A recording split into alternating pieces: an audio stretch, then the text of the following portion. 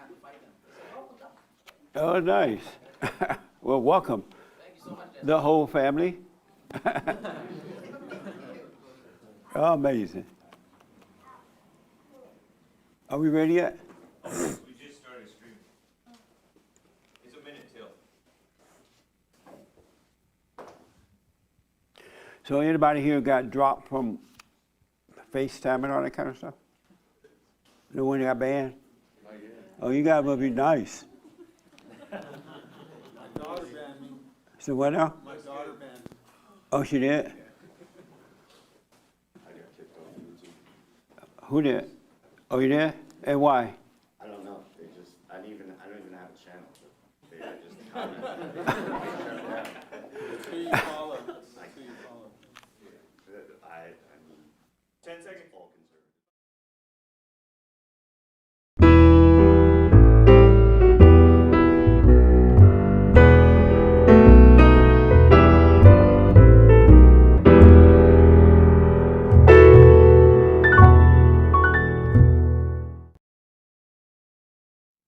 Who's going to point? You or? We're live. Good morning. Welcome to church. I am Jesse Lee Peterson. You could go to our YouTube channel chat line, and I can respond to some of your questions and comments. Good morning, y'all. Good morning. How's everybody? Good. Well. Amazing. Any questions or comments before I get rolling here? No? Everybody doing fine? Well, we could just do the offering and go home. You know what I'm saying? The church is for the sick people, not the healed. No, it's for everybody. So let me ask, what does America look like to you now, the world? Everything is totally changed. And I often wonder, what does that look like to the average person? What does it look like to you? Yes, sir. How does it look to you now? Like it's got hands over its neck. So what now? Like someone's choking it. Amazing. How about you, Margaret? What does it look like to you now? It looks kind of scary. It looks scary? Yes. In what way? Well, it's like these people don't know what they're doing, and a lot of people are going to have to pay. Are you afraid? No, not really. You're not afraid? Not yet. Not yet. Oh, you will be later? Pardon? You will later become Maybe. afraid? You know, all depends. You know. It really has changed. Let me ask you, young lady right behind you. How does it look to you? It's like, it feels very uncertain. It's really hard to know what's going to happen next. Yeah, it's like, feels very chaotic. It does? Yeah.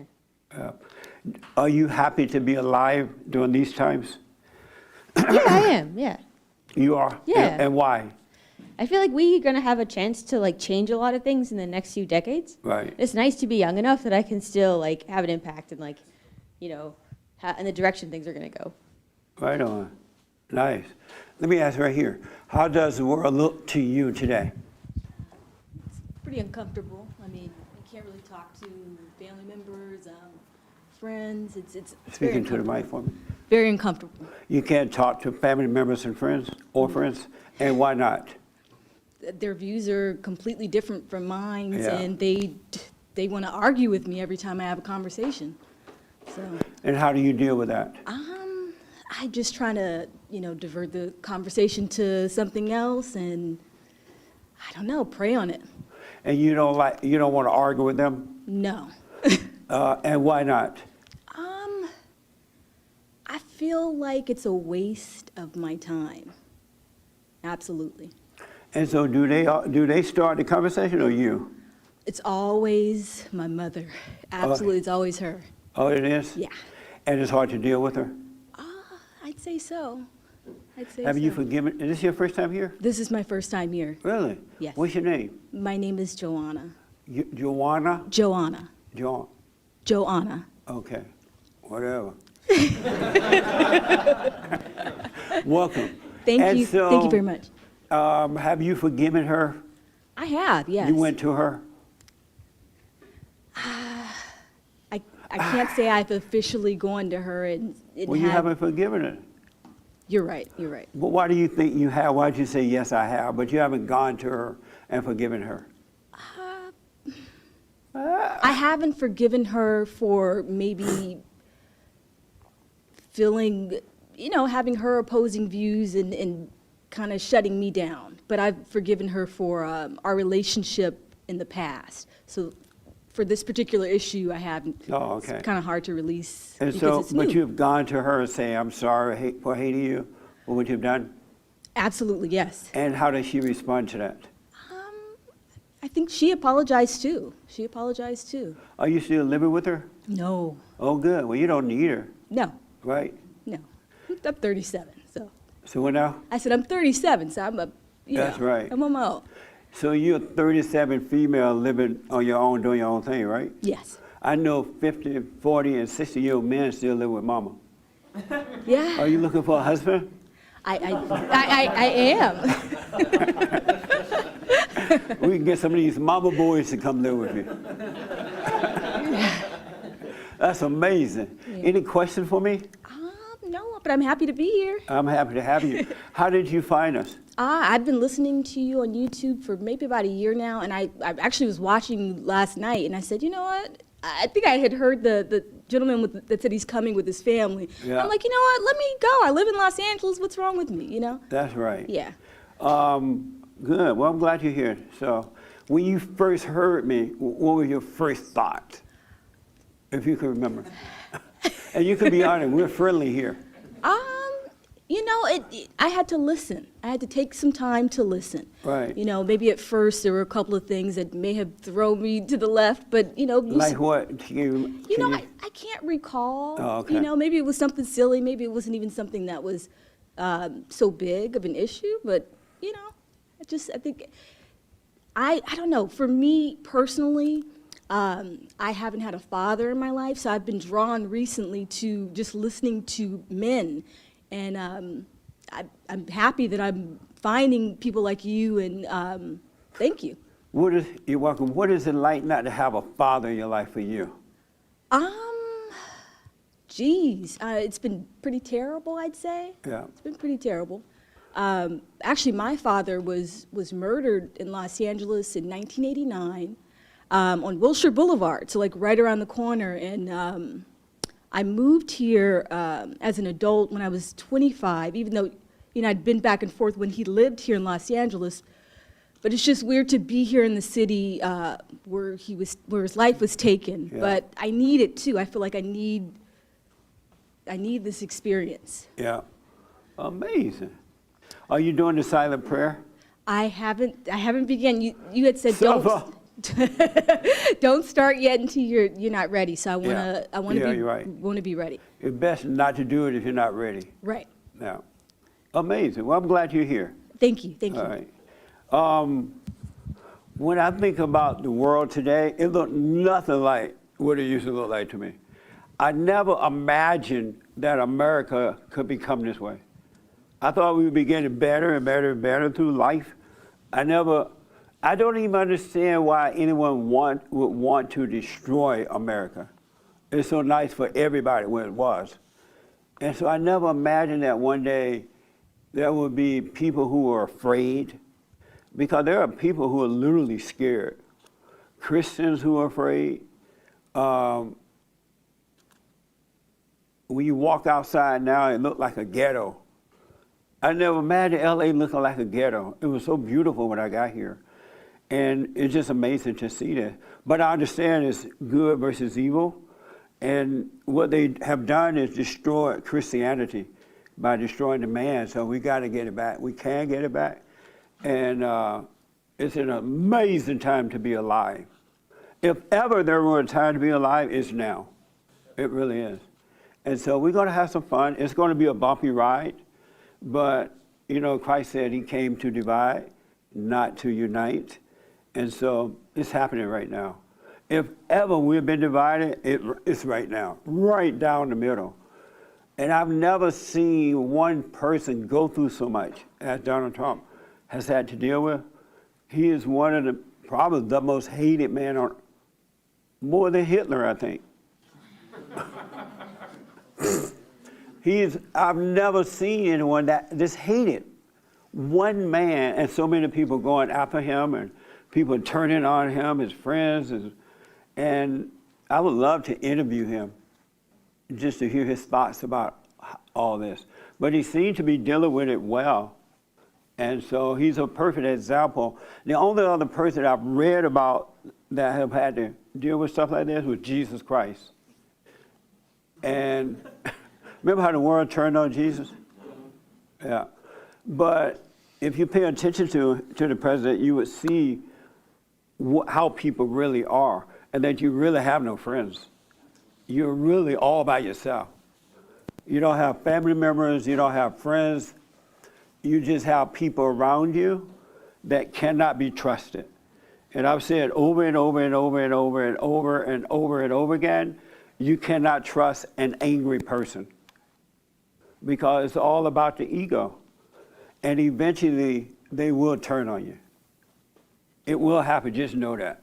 I don't care if it's your daddy, your mama, your brother, your sister, anyone who has anger will turn on you. And they only like you as long as you're what they imagine you are. But if they see that you're not that, it's gone. I'm looking at the people who are turning on this man, that work with him. But it happened to all of us in our little lives. And so I want to encourage you to deal with this little stuff in a perfect way. Because your life will change. You have no idea what's coming for you, right?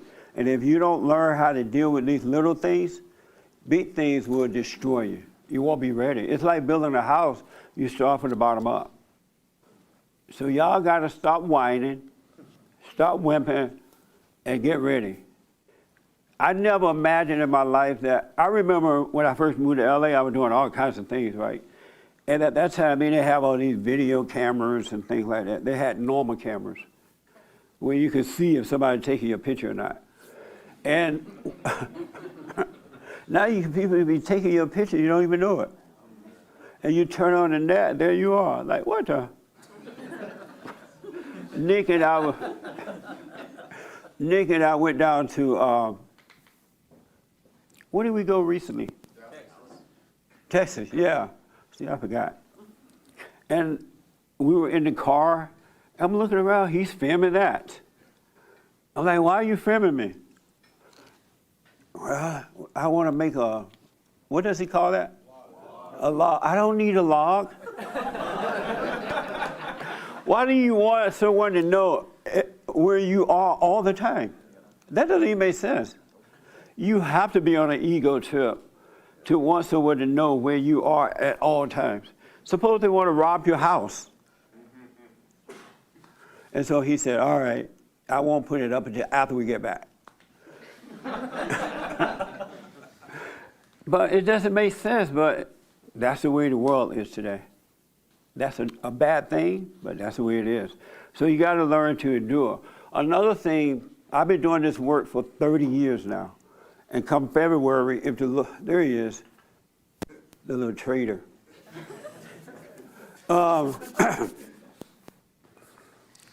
And I was counseling with people around the world, and I have heard horrible things. I had no idea Satan was this busy.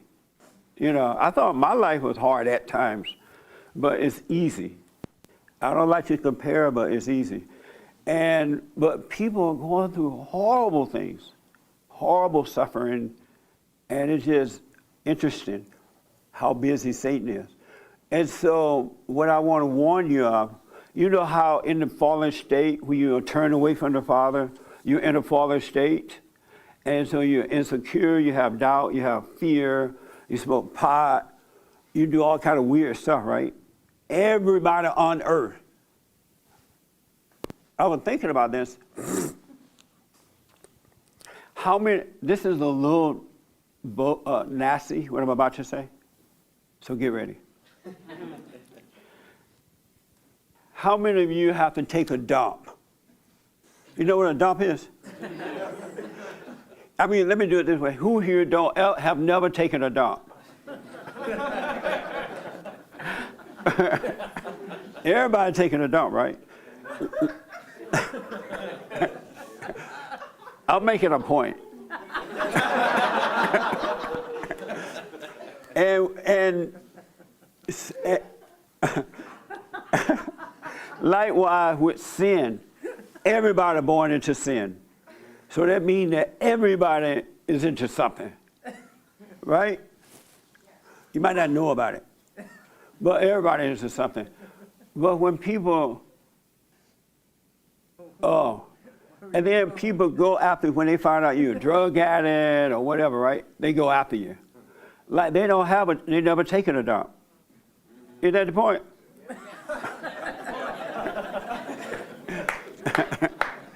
Does that make sense what I'm saying? Yeah.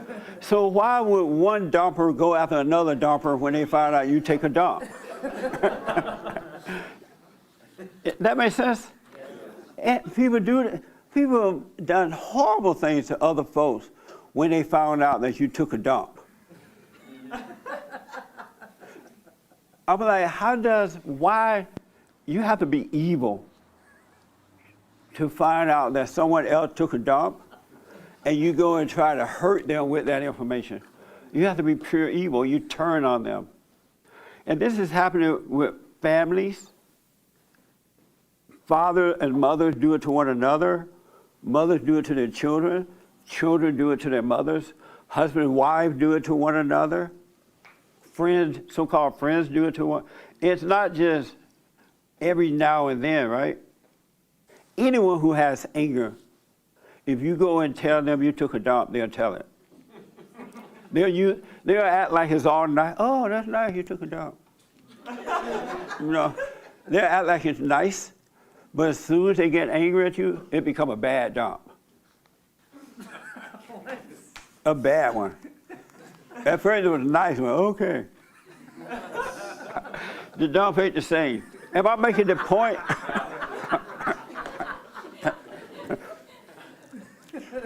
And so my advice for you guys today, and ladies, stop telling people your business. Really, don't tell them your fallen state stuff. And this has been happening over the years. I've seen people go on Oprah show and they get up and expose themselves. And then now they're being judged for the rest of their lives. Stop telling people your problems. They will turn on you. Really, they will. And it's abnormal anyway to go around telling people your problems. They can't do anything about it. Even when I counsel with people and they tell me this stuff, it go in one ear and out the other because there's nothing I can do about it, but I point them to the source that can help them with it. And that is God in us. If you're a dope addict, there's not one person on earth who can stop you from being a dope addict. Not one. No matter what your fallen state issue is, you better stop telling people because your life is subject to change and they're not going to like that.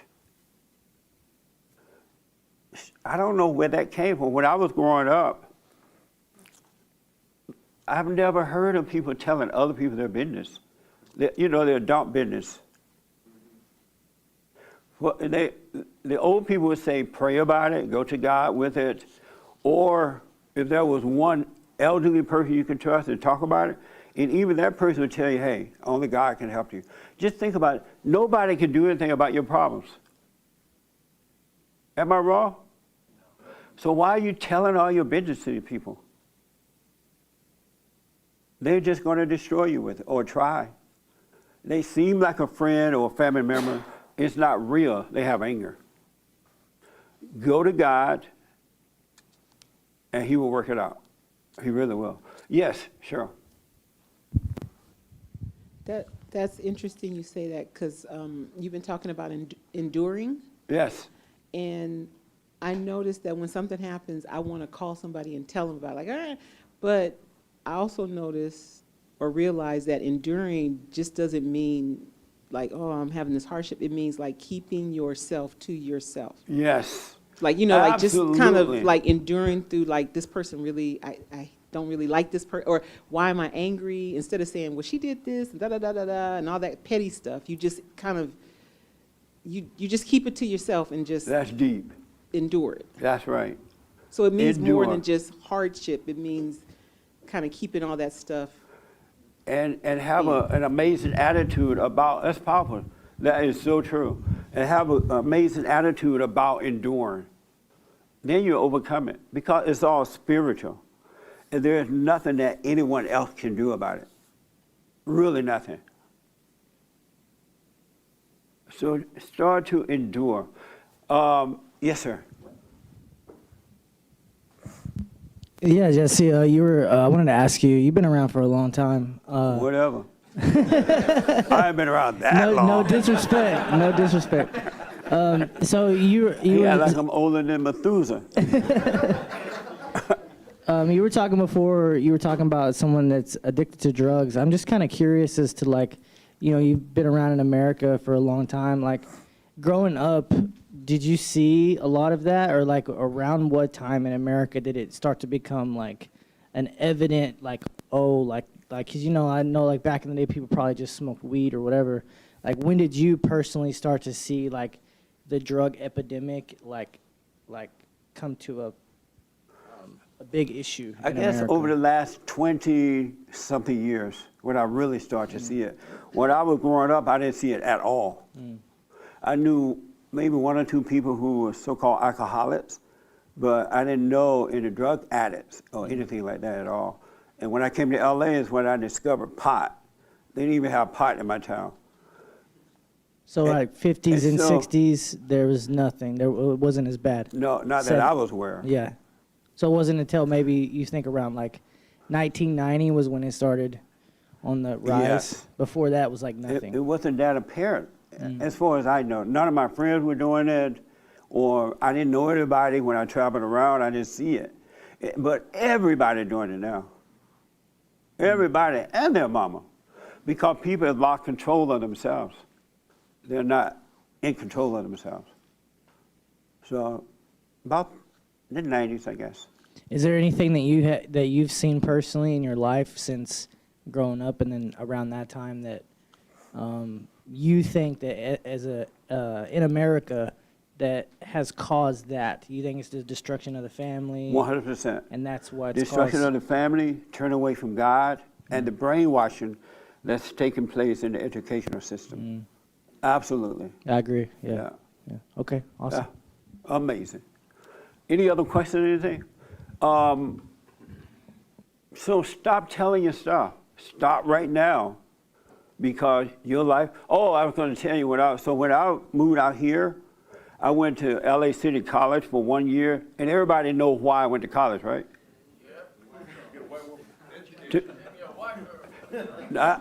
Right, I was not looking for education. I was looking for a white girl. Isn't that crazy? And then I heard you could get one in college. And so I went almost a year, but once I got the white girl, I was done with school. And that was my education. It didn't cost much because I went to a junior college. But so stop it. Oh, so when I was moved out here, I was partying.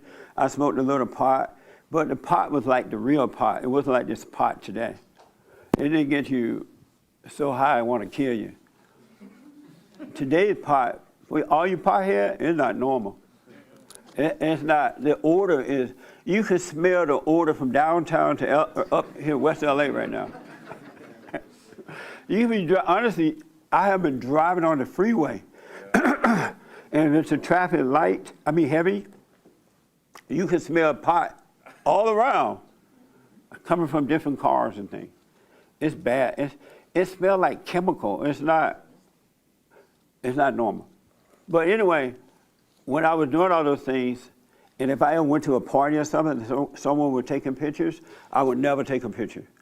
Because I knew my life would change at some point. I didn't know how or anything, but I'm like, I don't want any pictures. And when I moved out here, I never wrote a letter to my girlfriend or anyone. I've never written a letter because people hold on to letters. And I'm like, I'm not that crazy. But now, you guys go online and put all your little fallen state business online. What's wrong with you? Where's common sense? Y'all don't want to tell me? Where is common sense? Look like common sense would say, no, don't put that online. It's going to be there forever. And your life will change. The first time you want to run for a school superintendent or police or whatever, they're going to pull all that up. Because your enemy is going to try to stop you. All right? Yes, sir. You smoke pot? Back, I did for a minute. Where's Jesse now? What? Where's Jesse now? What that mean? It means you're all right. But it wasn't like the pot today. But you're not a pot expert. You don't know that. Oh, that pot smell. So You don't have, where are my experts? they grow everything better. Everything is grown better now that I guess they know how to. It's a wrong, this pot. And if you tell people your opinion on pot, you're just going to be a leader of potheads because you're telling them what to think about pot. No, I tell them to smoke it if they want. Okay. Well, I don't hear that very much. How many people here smoke pot? Is it something weird about it? It's different today than when I was growing up, like Yeah. in the 90s. So you smoked it in the 90s? A little bit. And what's the difference today? Oh, As God. opposed to then? Yeah, it's stronger, it's tested, you know what you're getting. In the past, you'd get what you get. You know, it could be dirt, but today, I mean, the premium stuff is just beyond anything I ever had growing up. Yeah. And I think because they legalized it, and so it's about the money now. So they have to make it stronger to make you higher so you want more. Yes, sir. Just to rebuttal what this man just said about you pretty much convincing people that pot is bad. Actually, back in the day, pot used to be natural, like the way it was grown naturally on the planet.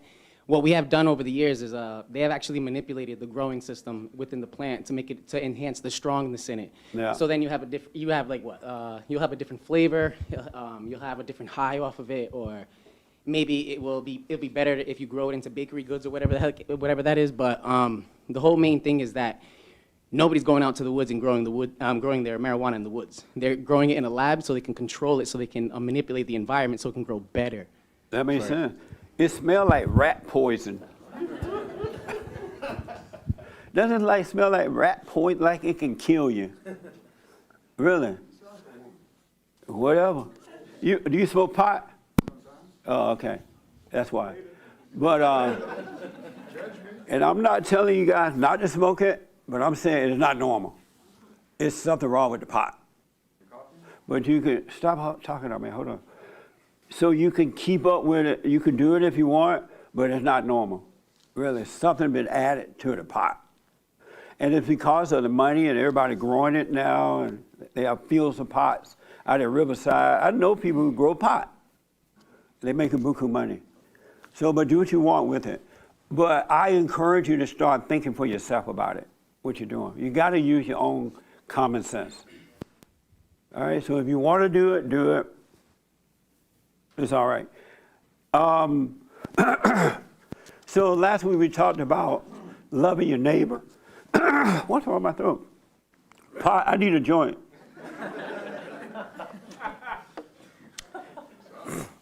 I want to find out, what does it mean to love your neighbor? Who want to tell me? Right here. Have you thought about that? You know, love God with all your heart, soul, and might, and love your neighbor as yourself? To wish them well. And what does that mean? To have their best interests in mind, health, welfare, mental well-being, that kind of stuff. Yeah. But I think also to be able to give out a helping hand if you can. You see that maybe they're struggling with something. If it's in your means to be able to help them out, then do so. Yeah. Like. Amazing. Nice. Let me ask you, young lady way in the corner. Have you ever thought about, and this is your first time here, right? Yes. What's your name? Matilde.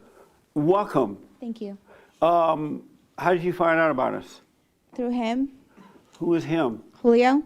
Oh, that's your friend? That's my boyfriend, you should say. Oh, that's your boyfriend? Yes. Really? Yeah. And you call him him? Yeah. Is he an alpha or beta? Ooh. I would say after starting watching you, he's becoming more of an alpha. Right. But before that, he was a beta? Yes. And what did you think about being with a guy that's a beta? But I didn't really look at it like that. I mean, we had our disagreements. Some things he would say, and then I would always be like, okay, but I think we should do it like this. And it was always, I guess we could say, I would always say my way was the right way. But sometimes I'd give in. Most of the time, yes. Oh, yeah? Yes, it's the ego. And why did you think, at the time, your way was the right way? Because he procrastinated about doing a lot of things, and I felt like, I'm just do it now and get it over with instead of just, I guess, waiting when the right time was. So I was more, and I want to do it now, so then we just get it out of the way, and then I don't have to worry about it anymore. Amazing. And so how is it now? Better. Are you overcoming that as well? Are you a beta girl? Yes, what? Yes. She's doing like this. Yes. You a beta girl? Beta. I'm learning. And you learning what? That, like you said, the man of the house leads, and I'm supposed to, follow him. Right. And we're getting there. It's a process, but we're learning. And what's the process? Like you say on your show, God over men, men over women, women over kids. Right. So we're working on that. I do have I'm very prideful, and have a big ego the way I was raised. Yeah. So we're working on that. I'm trying to do better for us and for our kids. Oh, you guys have kids? Are you guys living together too? Yeah. How many kids you have? We have 2 and 1 on the way. What? Yeah. It's been 11 years together. Wow. Yes. And why haven't you gotten married? I don't know. I mean, in the beginning, it was always, I always said I didn't want to get married. I think just because growing up, my parents was separated. And even though it's one of those when you see other people, they're married, they have their mom and dad together. Yeah. I think sometimes we feel a little bit of jealousy about it, like, oh, I wish I had that. But it was tough. I mean, I grew up outside of the country, and my dad was here. So after a while, I think it just went with the flow. But I always said no, and then it just never came up. We talked about it, and then we dismissed it, so we just left it like that. And so you guys have been living together for 10 years? 11, yes. 11 years? Yes. And you say to yourself, hey, I don't want to be married. I just want to live together, have kids. I do want to get married, but I feel like it's something, I don't want to peer pressure, not saying, we don't really talk about it, but I want him to do it when he wants to, when he's ready, or when we're ready. But if you're willing to live with him, have babies with him, and he's never going to be ready. Okay. You know what I'm saying? Women have to draw a line. And if you want to do it the right way, you have to be that way so that a man can't take advantage of you. True. That make sense? Yes.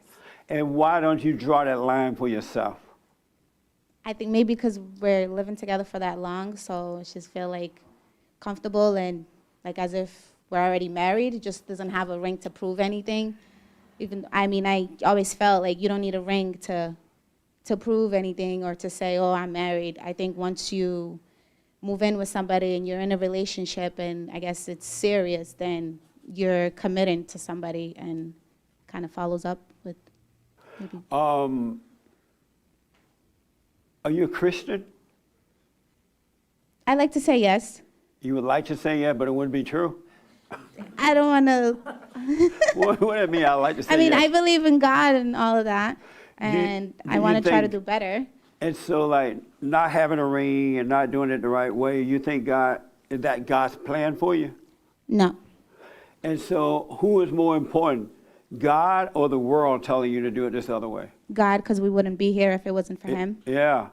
So why not do it His way rather than doing it the wrong way and making them excuses?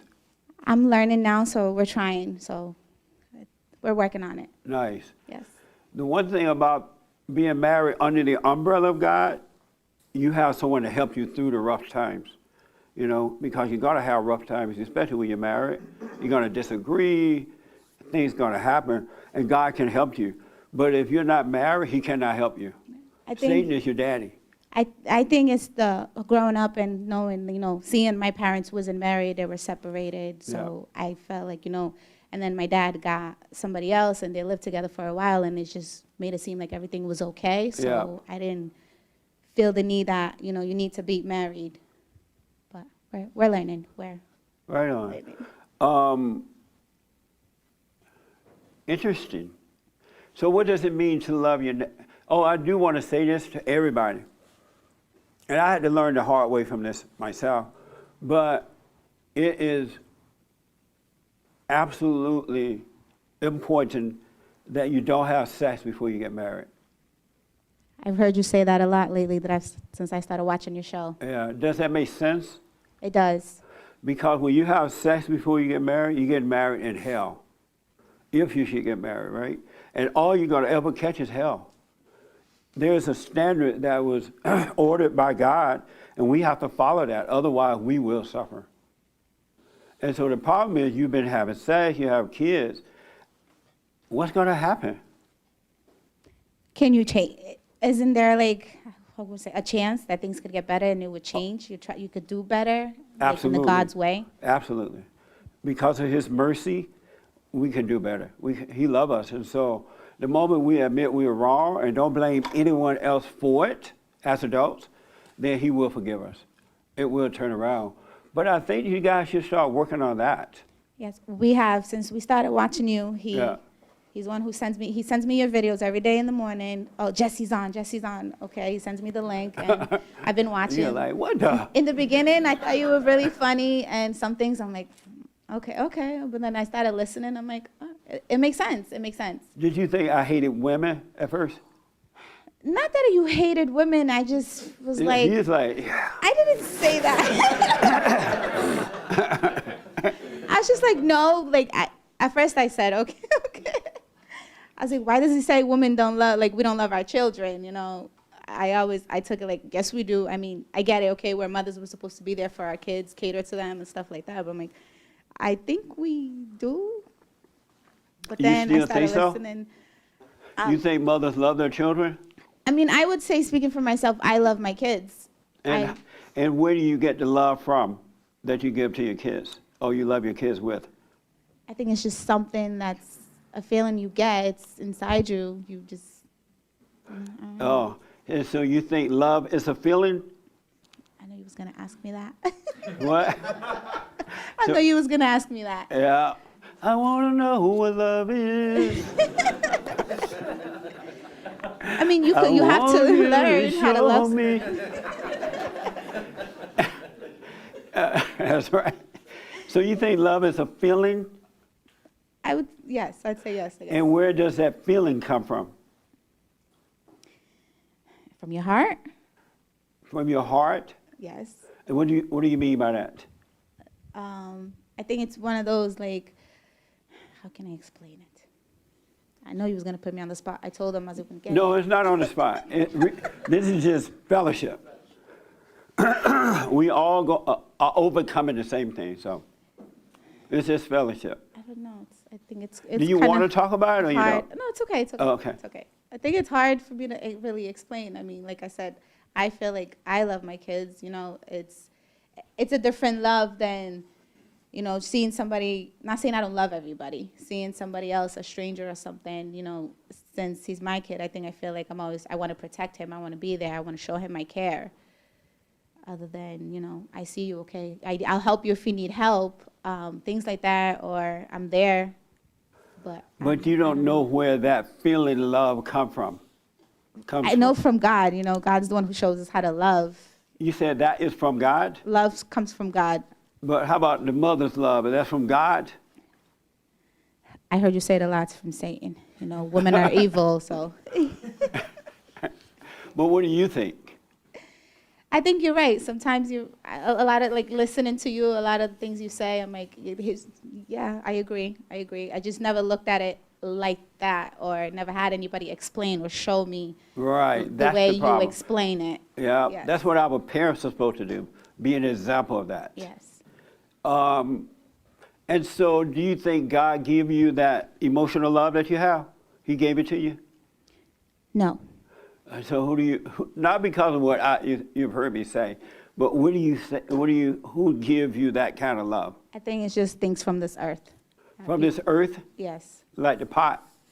Yeah. You Yes. smoke pot? I used to. What the? I used to, yes. No wonder you live with him. And then I realized that you don't need to smoke pot to have fun or to have a good time, That's things right. like that. So I stopped drinking, I stopped smoking. So yeah, Nice. it's pretty good. It's pretty good. And so you think God give you emotional love? I thought like that, yes. But now I'm seeing to see the other side, and it's a lot different, and starting to understand things more. Yeah. And as we could say, have an open-minded to see different things going around. Nice. Yes. And so where does that love, mama's love, come from? Don't you know? know. I don't I'm not a Black Lives Matter person, so you can be honest with me. All right? I don't know. We're fellowshipping. Never thought about it. Yeah. Never thought about it like that. But when you heard me say mothers don't have love, you thought this guy is crazy. I got love. At first, yes. I was like, how are you going to tell me that I don't love my kids? I mean, I carried them for 9 months. I went through, let's say, the pain to have them, stuff like that. So it just felt, I'm there trying to be there for them every day and do what mother's supposed to do. It's a Right. responsibility. Yeah. Yes. Did you ask your boyfriend, if I don't have love, where is this stuff coming from that I'm feeling? Have you talked to him about it? No, he works a lot, and I work too sometimes. So when we do have the time to talk, he'll show me videos, we'll talk, and he'll explain or give his 2 cents, and I'm like, oh, okay, and things Right. like that. Have you gone and forgiven your mother? No, she's in another country. I do talk to her. I told him, I haven't forgiven my father either. So I feel like I have reasons to forgive my father, but I don't see any reasons that I have to forgive my mom. Oh, you don't? I grew up with my dad. Like I left when I was very little to come live here with my dad. So, Nice. That's great. and I have my dad's personality. So Good. Yeah. And so there are things you resent him for? yes, And is he still here? he's here. Why have you gone to him already? I don't know if it's because I'm afraid to maybe say things to him he's going to be disappointed for. He's going to be what? Disappointed. Or if it's fear. Put it that way. It's fear. Fear that he might be disappointed? Yes. Or, I don't know. I don't want to hurt his feelings too. I think that's what it is. I'm worried about how he feels about what I have to say. Yeah. But I've been given some thoughts, and there is a lot of things I do have to say and Right. forgive him for. I have been given it thought. Once you forgive your father, then you would know what love is. You really will know. And I can tell you without a doubt, it's not emotions. God is not about emotions at all. And so once you forgive your father and your mother, unless you say there's nothing there, right? Why did you leave your mother and go to your father, if it's not 'Cause personal? My dad came here. I'm from Cape Verde, it's an island on the west coast of Africa. So at the You time, from Africa? Yes. Are you black or white? What the? I know. I get that a lot. I get you're Hispanic or something, but yes, I'm African. But I came here when Are I you was mixed with something? no. Why you look white? I don't know. My mom's skin color. Are you like she's- a black African? Well, I mean, my skin you color don't is look like my one, skin but- color is not black, but I am from Africa. I was Really? born there. My dad's from Angola. I don't know if you know the country. Your Angola parents in are black? Africa. Yes, and my mom's from That's the island's amazing. called Cape. My mom looks like What? she's white. If you see her, I thought Hispanic too. my mom's very light skinned, and my dad's a little darker than you. So I think that's why. Well, he black. Yeah, yeah. Blacker than the Ace of Spades. But I came here when I was really Wow. little. So two dark people produce you? Yes, yes, yep. What the? Yep. I don't know how that happened, but they made it happen. Wow. Yes. Okay.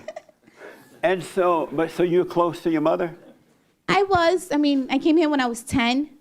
My dad was here. He came here when I was 3 years old. You know, as back home as you come here to get a better life and stuff like that. So I came here when I was 10. Like I tell him, I don't really hold a lot of grudges to my mom or anything because I feel like when my dad wanted me to come here, she didn't, hesitate or anything like that. She goes, go with your fathers. You need a better life. And yeah, that's. Well, forgive your father so you can overcome that mama's love, because mama's love will destroy you. Yes. It's not from God. It's straight out of hell. As a matter of fact, when you wake up, when you overcome that fallen state, the one thing that he will do is cause you to become dispassionate.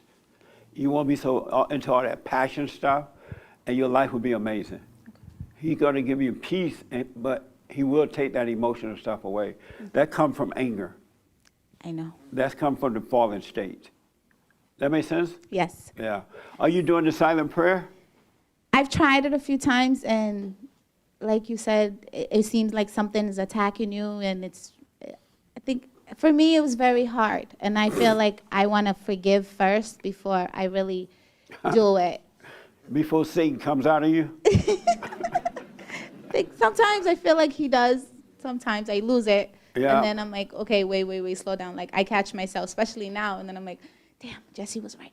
See? Yes. Did you say, damn, Jesse's right? Millennial. I want to add to what you said. Sometimes when you do the silent prayer, weird things will happen. You'll feel like the devil want to come out, or like you want to throw up, or scary things, right? Especially when you get older, because as you're getting older and you're not forgiven, Satan is growing inside of you. This spirit is making a home, is becoming an adult too. And so once the light shine on it, he doesn't want to leave. So weird things might happen to some people, and if it does, just sit there and go through it. Allow yourself to go through it. Don't run from it, because God is working on your behalf. The light is shining on it, and it can't handle the light. So you will, once it's out, you feel free. But you're not like dying or anything. Your ego is dying. So don't be afraid. Just be still and let yourself go through it. That makes sense? Yes, thank you. Yeah. Amazing. So go and forgive your father. And don't let Satan tell you what he will or will not do. Okay. He's lying to you. Have a wait-and-see attitude. Hey, Dad, I'm sorry for hating you for whatever, right? Yes. And God will forgive you. Okay. But don't let the devil talk you out of it. And do the silent prayer and allow yourself to go through whatever's happening while you're there. Yes, thank you. All right? Any questions? No. Any other disagreements? No, good. I enjoy watching your show. I watch it when I'm at home because I work from home sometimes with my son, and we all listen, and then he loves your, that's amazing. Amazing. Yes, and he likes Joel. He likes his song. So he likes Joel too? Yeah. He black. How old are you? 8 years old. You're 8. And you like amazing. Mm-hmm. Let me hear you say it. Amazing. That's right. And is Joel in this room right now? Yes. Do you see him? Where is he? He black. He black. Nice. I'm glad you're here, buddy. Right on. Thanks. Right on. Why don't you marry her? The father, yeah. What's your first name again? I'm sorry. Mine? Yeah. My name is Julio. Julio. Oh, yeah, that's right. The reason why we haven't actually gotten married, when I wanted to bring it up to her, was she said that we're not financially in the right position to make these things happen. So we kind of just held it off for a little bit. And this was way before I even got to know who you were. I thought I knew the Bible. I was a Bible thumper, as you would call it. But I realized that I could read the Bible, like you said, till the cows come home, and you will have Satan interpret it for you. So I just thought I had it. You know, I just thought, I was like, oh no, I was judging people unrighteously. Yeah. And then when I started listening to your show, I started to realize that the people that I hung out with or I knew for years didn't really agree with what I thought of now. And then when I came across your show on Get a Job, I don't know who does that, but they do an amazing job. Amazing, Get a Job. And when I first something seen else. it, oh my God, I was like, yes, Yeah. yes. Where is this man from? You know what I'm saying? And it just made more sense. So then after the Get a Job videos, I started watching you like I want to say like religiously almost every single day from the old videos till now. Right. And I've learned that I was completely wrong about what I thought. I was ego driven on everything. Yeah. And until I started to try the silent prayer and I forgave my mother, that's when I started to realize like, wow, I had it all wrong. And this is the reason why I was suffering this whole time. And I really didn't think I was doing anything wrong until I went through the suffering and I reached my point where I thought I suffered enough and called out to God. Nice. And so when you look back on it now, you wanted to get married, but she said, wait, let's wait until we get some money? It was more of that, this is gonna go back. I actually, in all total, I have 5 kids. And I have, I'm gonna have. I You two have of her. 5 kids with another woman? No. I have 2 with 2 other women. What a slut maker, huh? That's amazing. Yeah. And just to be even more amazing about it, I had my first at 15 years old. Your first child? Yes. I didn't have no father figure to tell me that's not the totally right thing to understand, do. Any of those things. When I first brought the information to my mother, she said, get a DNA test. And I just thought she was evil about that. So I was like, what are you talking about, Mom? I'm with her all the time, this, and that. Yeah. But like I said, instead of them saying, you should have waited, or that's not the right thing to do because look at the life that I had to bring you guys up in. It didn't work, so why would you think the same way would work for you? And over the years of me realizing that whatever I was doing was not the right way, it was all what I wanted to do and not what God had planned for me to do. That's right. Is when I started to understand that, I need to take a step back, sit down, and actually listen and wait for the right image to come to, so I can order to do things Right the on, properly man. way. How old is your oldest child now? 16 years old. That's amazing. And on Christmas, she came over, and it was... Who came over? My daughter. This is your daughter? No. This is Oh. my sister-in-law. Oh, your sister-in-law, okay. Yeah. She came, my daughter came over, and I didn't think things were gonna go well at first, but then I had to I just kind of pushed that to the side and said, let's just have a wait and see attitude about the things. And sure enough, it was exactly what I thought it would have been. She came, she was really not grateful about anything. I tried to be there for my daughter, but her mom kept pulling her away from me. Yeah. And when she was younger, she whenever I came around, she was always wanted to be around me, always wanted to talk to me. And now that she's older and she lives with her mom and her mom's husband, now she's totally distant from my side of the family. And I talked to my friend about it, and he said, oh, what you need to do is you need to pull her aside and you need to tell her you didn't like what she did. And I was like, no, that would be some form of intimidation and manipulation on my part. Yeah. And I don't want her to do that. Apparently, maybe she just hasn't suffered enough to know that she needs to come back to her father. So I'll be patient and wait for her until There then. you And go. if she doesn't come, then suffer and die. I don't know what That's to tell right. Same thing happened with my son. And when I produced a son, and this was when I was in the father's state, and I knew what I had gone through wanting my father. And I had planned to marry his mother, but because she got pregnant out of wedlock, her mother made her marry someone else when I came out here to prepare a place. But I didn't want that. I wanted him to be with me because I didn't want him to go through what I had gone through being without my father. And when he turned 18, he finally came back. He hated me. Everything I loved, he hated. If I say I like California, he hate California. If I like yams, he hate them. Candy. And you know all black people like sweet potato, right? Just like they like watermelon, right? And so I just said, hey, son, I'm sorry for what happened. I was wrong. I should have made a baby out of wedlock. But I knew I would never do that again because I would not want to put another person through that kind of pain. It's hard. And so I just didn't do it. If I didn't get married to have kids, I wasn't going to have any more. So do the silent prayer. Don't hold it against your daughter. She cannot help it. And maybe God will send her back to you and it'll be fine.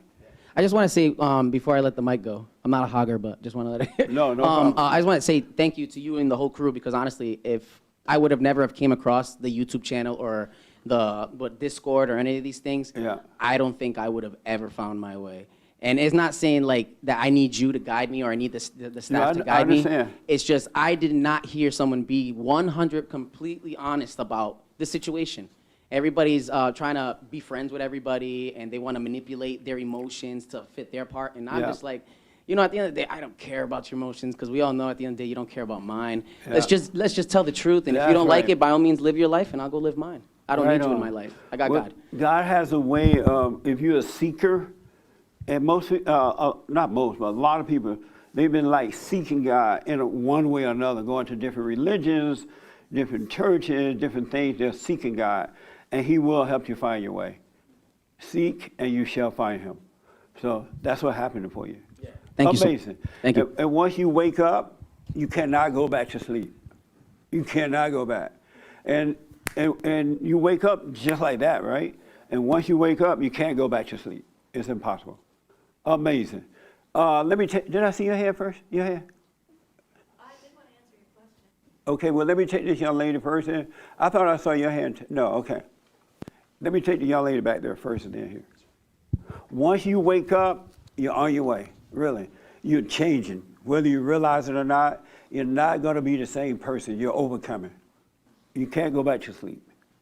Yes. Good morning, Jesse. Good How are morning. you? Good to see you. Great seeing you. So, since we're talking about the father, I went back to Chicago to go see my dad. The last time I saw him was in 2012. Oh, and he wasn't in my life. It was just sporadically. And just thankful for your message, because it has really changed my perspective on my dad. So once I arrived to Chicago that same night, I drove to go see him. I didn't have his phone number, so I just showed up to his house.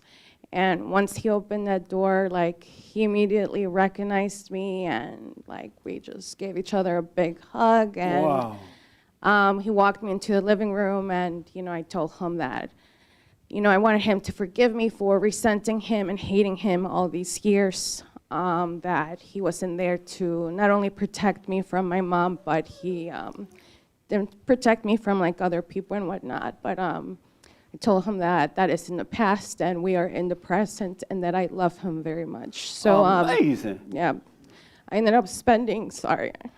That's all right. Let it happen. I ended up spending Christmas Day with him, and we spent New Year's together, and I'm just learning who he is. I find out that he got married in Mexico at age 15, and he had a kid like 16, 17. So, he understands that he made many mistakes in his youth. So he recognizes that he wasn't there, and he regrets many of those things. But it's been great. We've been talking, like texting each other every day, and he called me on Friday to just catch up with me how my week went. And before I left, he like bought me this little crucifix just so I can like. He's a hardcore Catholic, so yeah, it's great. Just I don't know, I just feel very blessed, and I'm very thankful. So what an thank amazing you. way to start the year out, huh? Oh yeah. Nice. Yeah, That's so amazing. That's my story. God bless you. God bless you too. Thank you. That's amazing. Nice. Yes, ma'am. You want to respond to the question, what does it mean to love your neighbor? Yes. Okay. Do you love your neighbor? I've experienced what it feels like, but I'm not consistent in it right now. Oh, okay. Yeah. Go ahead. So I think to love your neighbor means to not have an opinion about them and to not judge them as good or bad. Because if you're not refusing to judge as good or bad, to me, the only thing left is love. Like, I've had that experience of just seeing somebody for just what they are and not for what their effect on me is. Yeah. Because when we say, someone's good, we're judging by you make me feel a certain thing, or if they're bad, we're That's talking right. about. Nice. I feel like our opinions are kind of like we hold on to them like you hold on to a lifeboat, that if we let go, we don't know Yeah. where we're going to be. And so it's a pretty amazing thing to have the faith to just let go of it and just see a person for just what they are. Nice. Let me ask the young man in front of you. You love your neighbor? We had an amazing meeting Friday. Thursday night, right? Yeah. Everybody and their daddy showed up. Everybody and their daddy. And somebody else's daddy. So, do you love your neighbor? Yeah, I think so. And what does that mean?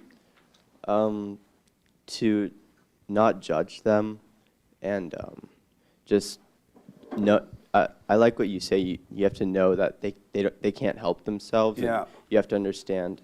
I can't help myself, and I want them to recognize that about me. I owe it to recognize it about them. Good, man. Yeah. You got to love your neighbor. How can you love God and hate your neighbor, right?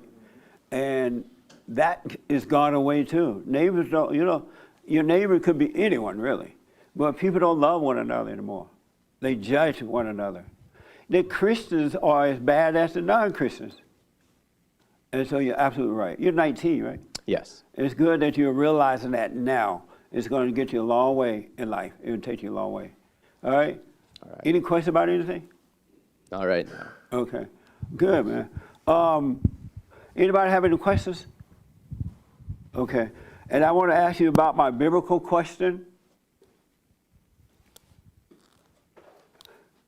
You guys remember what the biblical question was? Salvation is of the heart. What does that mean?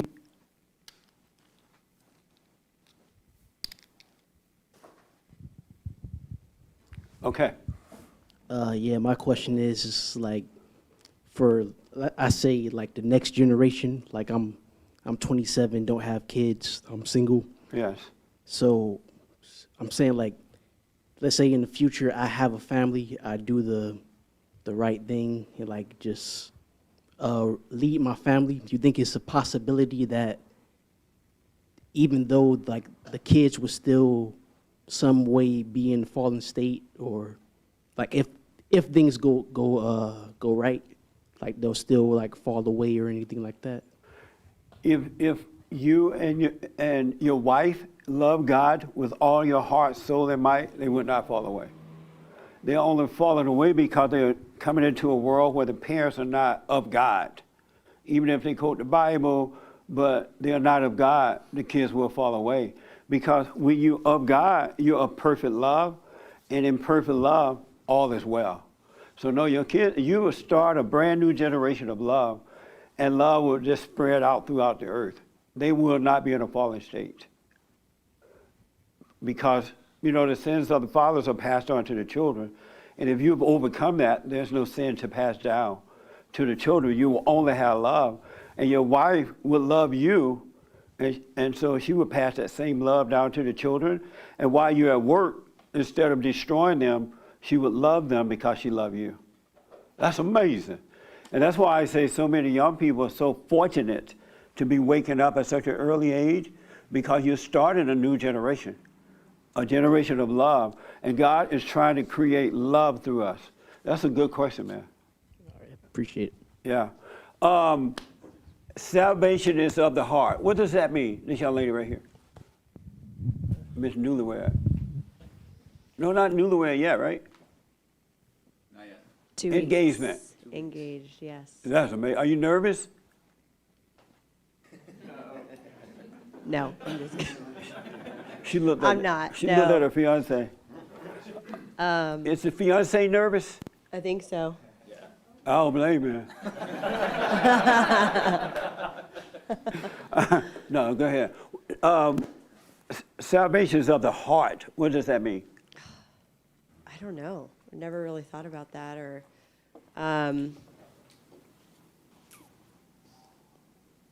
oof. I don't know. Are you a Christian? I am. You a Christian? Mm-hmm. And you never heard it said that salvation is of the heart? No. Really? I guess I wasn't paying attention. So what now? I said I guess I wasn't paying attention. Oh, amazing. Do you know what that means? Salvation is of the heart. When I think of salvation, it's like worry-free, like kind of like you've done everything that the Lord's asked you to, like you've come in good grace, and so I kind of see it that way. And so it's kind of like right now, it's, just in the world, it's a kind of a contentious time, right? Like everybody's got this anxiety. Yeah. But once you get salvation of the heart, then it's just like you're free. Are you a Christian? Yeah. Okay. Did you hear that growing up, that salvation is of the heart? I was raised Catholic, so like, going through. The Pope never said that, huh? I don't know about that, but just like maybe like CCD class, things like that. Yeah. So amazing. Bible study, yeah. And so you're nervous about, he getting married in 2 weeks. So y'all take a good look now. The before and after. Yeah. Congratulations, man. Thanks, bud. And so are you nervous? To be honest, I'm not that nervous. I mean, I'm 43, so I've been single for a while. And so it's like, I have a wife and we're going to start a family. And, it's just a big, shift from what I've been used to for the last 40 years, right? So, but I'm not necessarily nervous about it. I'm looking forward to it. Yeah. Looking forward to it. Well, I wish you guys well. Thank you. Yeah. Right here, what does it mean, salvation is of the heart? I don't know. That's And a so really hard relax, question. have fun. This is fellowship, all right? It's not a guessing game, no wrong or right. It just, we're fellowshipping with one another. Okay? Yes. I had never really thought about it before. Are you a Christian? Grew up Christian, but never really went to church or anything Speak like into the that. microphone. I didn't really go to church or anything like that, but my so family you grew was up a Christian, you say? Mhm. So you just grew up at home, but you never went to church? My parents were separated. My dad went to church a lot, and so whenever I was with my dad, we went to church. Right. But my mom's side, when I was a kid, we went to Lutheran church, and I went through Bible school and all that. But I was really little. I don't really remember too much of that. And so have you ever heard that at all? Salvation is of the heart. I actually haven't. No. Really? No. Any question? That's not your first time, No. right? Yeah, you were here last week, right? Yeah. Oh, okay. Last couple. This your husband? Boyfriend. Why is he holding on to you so tight? Oh, I don't know. Why were you holding on to him so tight? Nobody want him.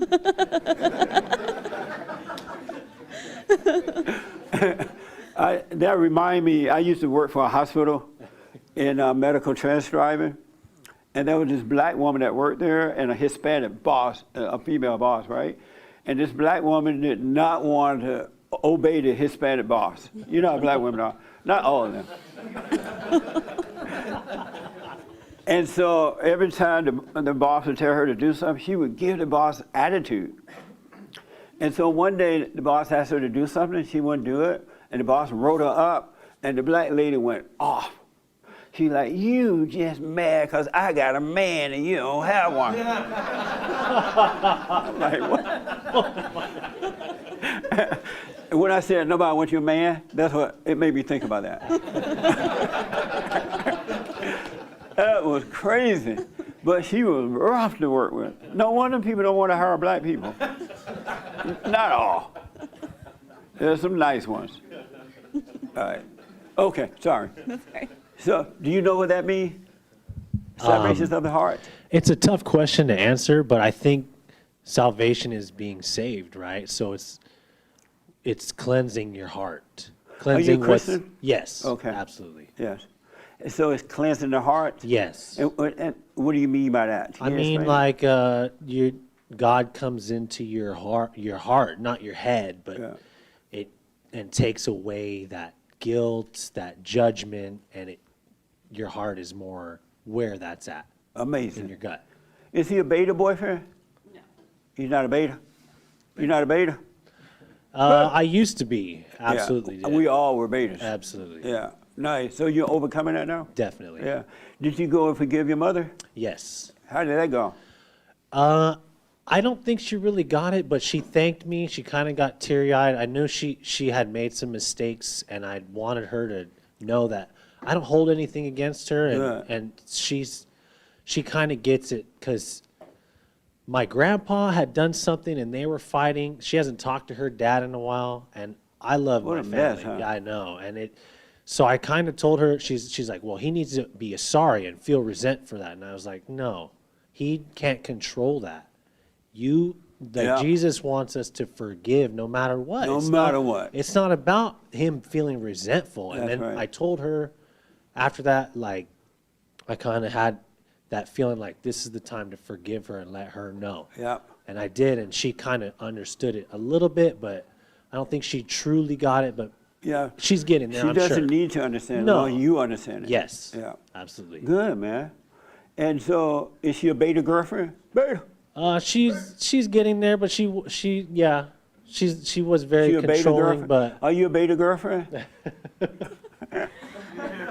she doesn't want to admit to it because that beta, you know. Are you a beta girlfriend? I mean, we've had our issues. I was, like you were starting to say, I was very controlling, and you know how the ego definitely was a big problem for me. Yeah. So I'd say since I've been listening to you and forgive my parents, that it's definitely gotten. a Have lot you done better. that? Yes. Oh, you went to both parents? The one thing I want to warn all of you about, don't marry anyone who have not gone and forgiven. Don't fool yourself. Because when you're in the fallen state, you tend to make up excuses, right? Oh, he'll be fine. She'll be fine. No, it ain't going to happen. So work on that. If not, stay away from the sex and make sure each one have gone and forgiven. Otherwise, you're going to get pure hell. It ain't going to happen after you get married. It need to happen before you get married. Y'all understand that? Do not marry anyone who have not forgiven. So on your first date, you need to ask, did you forgive your mama? And if they say no, just say, we are never married until you go and forgive. Because it's just going to catch hell. The cycle will repeat itself. You're not in control of your own life. We are not in control of anything. So you must forgive. So, and both of you forgive me, you're on the right track, really. Because once you wake up, God will help overcome all that other stuff. He will cause that to happen. Yep. Yeah, good. So don't be a beta. Joel, what does it mean, salvation of the heart? He be like, he be like, I think it means to be yes. Pure in heart. I believe so. What does that mean? Quick to repent, want what's right. Oh, okay. What do you say to salvations of the heart? Everybody know Doug, my computer guy? Website guy, whatever he is. You know, that's a good question. I don't know if I've ever thought of, I don't think I've ever heard it the way you put it. I think since man's heart's evil, it's the salvation from that evil. It's the taking away of evil from his heart. So that if I had to think about it, that's what I would say. So you didn't hear this growing up? I've heard of salvation, but not in the way you put it. Yeah. Salvation from the heart. When I was in those Baptist churches, I used to hear it a lot, but I had no idea what it meant. But I used to hear about it. We didn't go to church, so I've been pretty lucky. White people. Anyway. I noticed white people don't He go to half black. church. Isn't that, I mean, some go to church, but most don't. Y'all hate church too? White people don't have but 3 kids. White people don't, or 2, yeah. Oh, white people don't go to church. What's wrong with y'all? No wonder Black Lives Matter running all over you. Yes, right here with the glasses first. So I did a search on Google because I think this relates to Everything what on you're. Google. I think it relates to what you're. Now you look for salvation on Google, right? Because my neighbor, she circumcised her kid, and then I started wondering like why did she make that decision for the kid, and then I was like, well let me search this up real quick because they said the Bible said so. So I look it up, and then it said immediately said where all these people were circumcising their foreskins because to get closer to God or something. But also underneath that it said that you must circumcise the foreskin of your heart in order to be saved and to. So I think that kind of relates to that question. You have to cut off the evil and hate away from your heart, and that's the only way. Very, very. I'm gonna have to start going on Google. Can you find God on Google? Can you there? You can read about it. Well, God better hurry up and find another internet to get to because Yeah. they're gonna shut him down on Yeah. Google. Yes, sir. And then Chris and then okay. Yes, sir. So salvation is of the heart. So to me, I think there's like two concepts from the entire Bible that I think really sum it up in a perfect way. So when Jesus said that to enter into the kingdom of heaven, you have to be like a child, and also that the kingdom of heaven is within. So I think as a human race in general, we always look everything externally. So like with friends and family and work and school and education and with entertainment, you know, everything is externally influencing us, you know. And as a child, we're like really pure and innocent, you know, but as we grow up, we get these layers put on top of us through society, you know, through bad things happening, you know, through trauma especially. So I think when you say salvation is of the heart, I think it's like, you know, really going deep within yourself. You know, that's why I think the silent prayer and meditation and stuff like that is so helpful, because you have all these external things that are affecting you, you know, politics and religion and what people think of you. So to me, it's really going inside yourself really deep, because I feel like, you know, even for me, myself, like, I feel like it's taken me a lot of years to really understand myself. Yeah. You know, and I think at times I felt like I knew myself, you know, but really I didn't. So, you know, through doing silent prayer, meditation, and just kind of reflection and being alone, I've really gotten to this place where I've really like dug in deep within myself so that I have a good understanding. And so by doing that, you know, I've gotten closer to my own self and have a better relationship with myself. So I feel like through that, like that's made me stronger with God, and it's made me stronger to know where I stand with God. And through that, I feel like I've gotten salvation. Okay, You know. amazing. Right here. And then I want to ask Mary. All right. So salvation is a matter of the heart, I believe. I think that's what it's trying to explain. I don't think that salvation is necessarily received within your heart. Like, you do not craft your own salvation, but I do think it's a matter of the heart. Okay. Had you heard that before? Are you I a have. Christian? Yes. And while growing up, did you hear that? Older people saying that? Or anyone? I think I briefly heard it, but I think it's more of like a passing by kind of okay. expression. But I think one of the reflections of that, you know, Paul says that our hearts are exceedingly wicked and evil because they're made of flesh. And you was right about that. Yeah. 100% right. Absolutely. And I think in Galatians, he also tries to correct it by saying, like, you'll know the fruits of the Spirit are love, joy, peace, patience, kindness, goodness, and self-control. Those are a reflection of somebody whose heart has received salvation. But yeah, so I think that when it comes to the heart, it's not like a physical, your heart itself, but it's your identity, I think. It's you as your manifestation here. Okay. So. Amazing. Let me take here first, and then I got to start winding it down because the clock is going fast, and I'm being judged by my staff. Believe me, especially those two, Chris and Doug. Yes. Yeah, when I hear Salvation salvation is of the heart, yeah, when I hear that, I think of things like the heart of the law or the heart of a matter is, and that it's kind of intent. So when they're talking about your heart, they're talking about the intent of like, so a lot of times people talk about like God's will for you, or there's everything else, other people's will for you or the devil's will for you. And that salvation is that your intent is now God's intent. Okay. Had you heard this before while growing up? Did you Yeah, hear it? my parents told me all the time. Yeah. Oh, okay. All right. Let me take Mary and then this young man. Esteban, what does it mean, salvation of the heart? Well, it's actually my first time hearing this. Oh, it is? Yeah. Oh. You're a Christian, right? Yeah. And you... No, but I think it means like... Why are you making it sound so cheap? Like, yeah. It's just kind of funny that I didn't know that before, the phrase or whatever.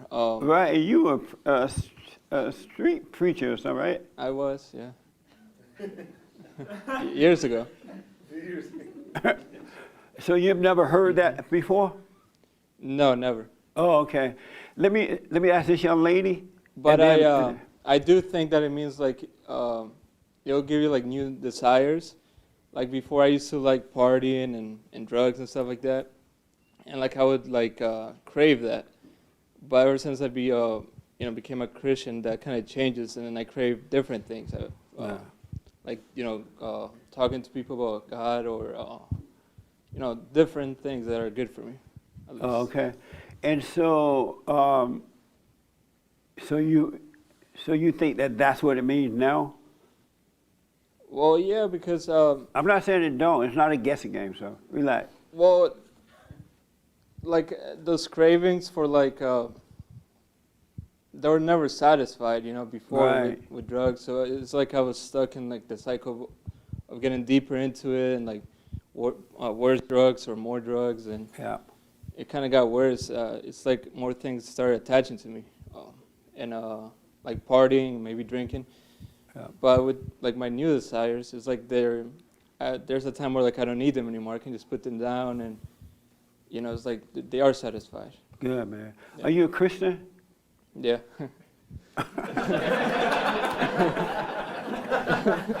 What the? Let me ask this young lady. This your first time here?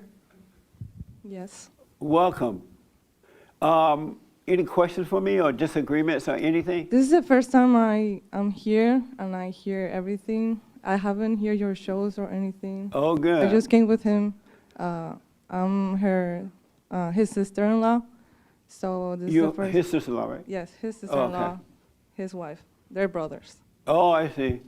Amazing. So yes, I was a little bit confused about like the beta men or alpha men, like what does that mean what is the meaning of it, like being alpha or beta? Oh, you don't know what that means?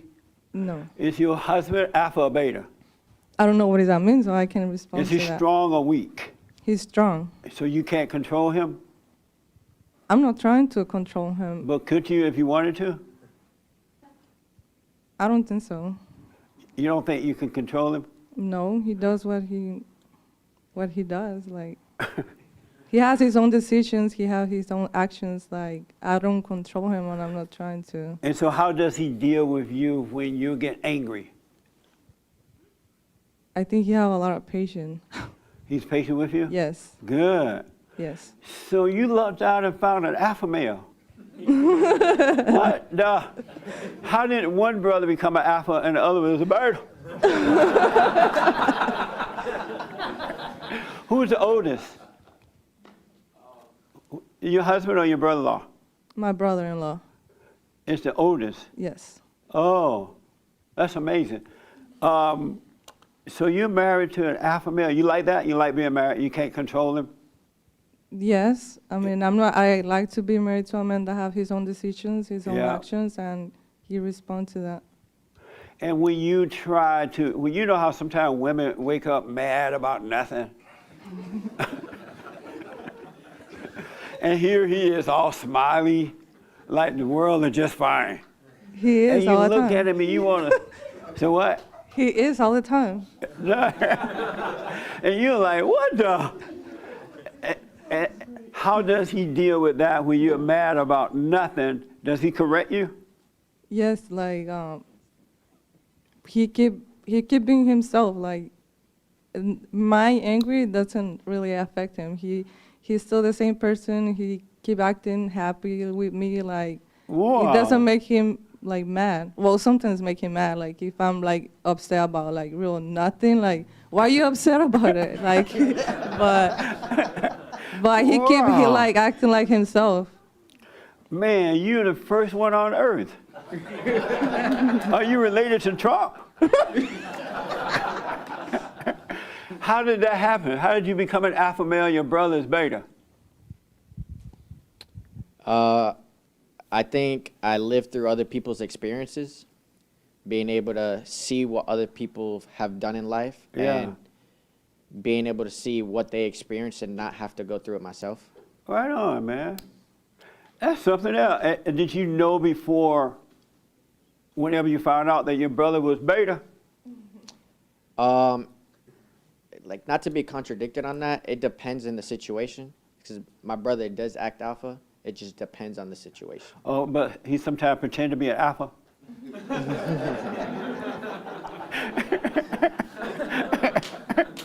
You can't pretend, but the women know it ain't real.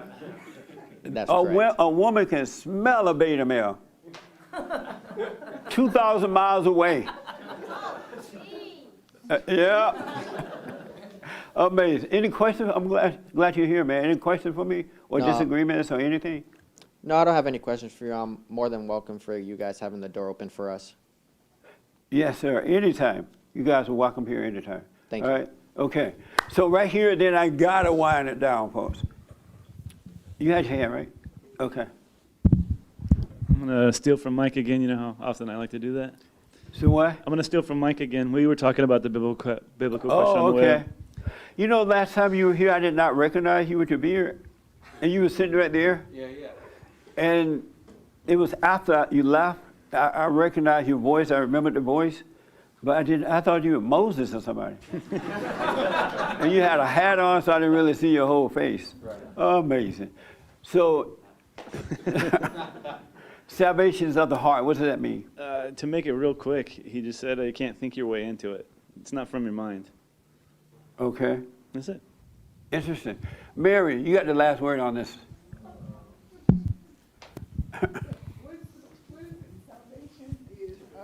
God said that salvation is of the heart. Well, I really, really don't know. You don't know? Are you a Christian? Yes. The same kind of Christian Esteban is? I assume. I mean, I can make a guess at it, but I really cannot. No, if you don't know, it better say don't get for that. sure. Yeah, amazing. This is such an important question. Really, really, real important. It really is. One of the best. You want to respond to that? Chris want to first. Yeah, because he spoke for me, so I got to answer. Yeah, because he made you look pretty bad.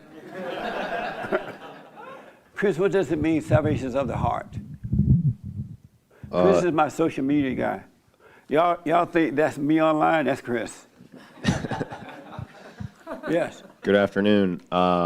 Salvation of the heart, what does that mean? Have you ever heard this before? Heard that before?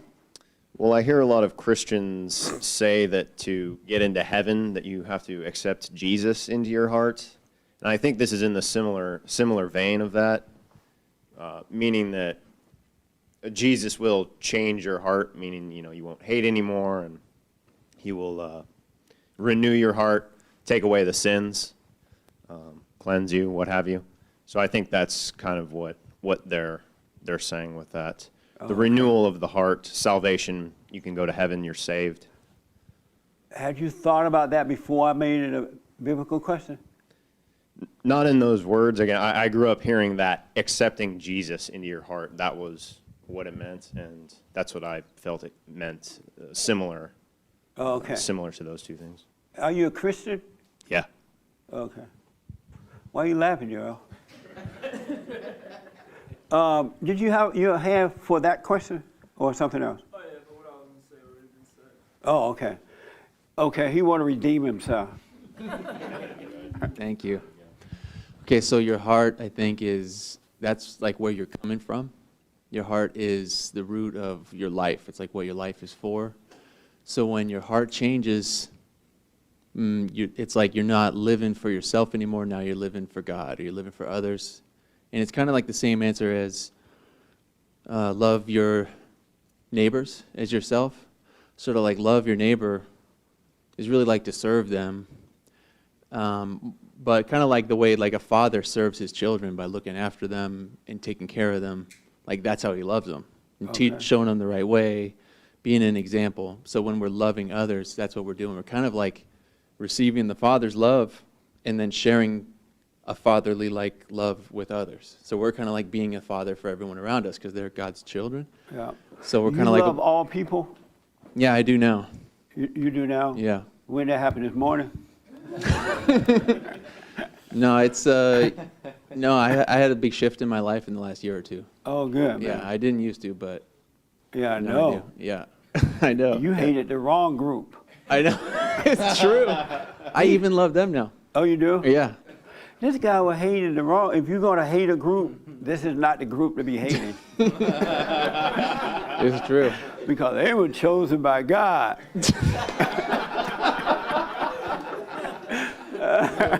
Did you know that? I'm like, That's what they the-" say. Yeah. It's amazing. But you don't hate them anymore? No, man. Good.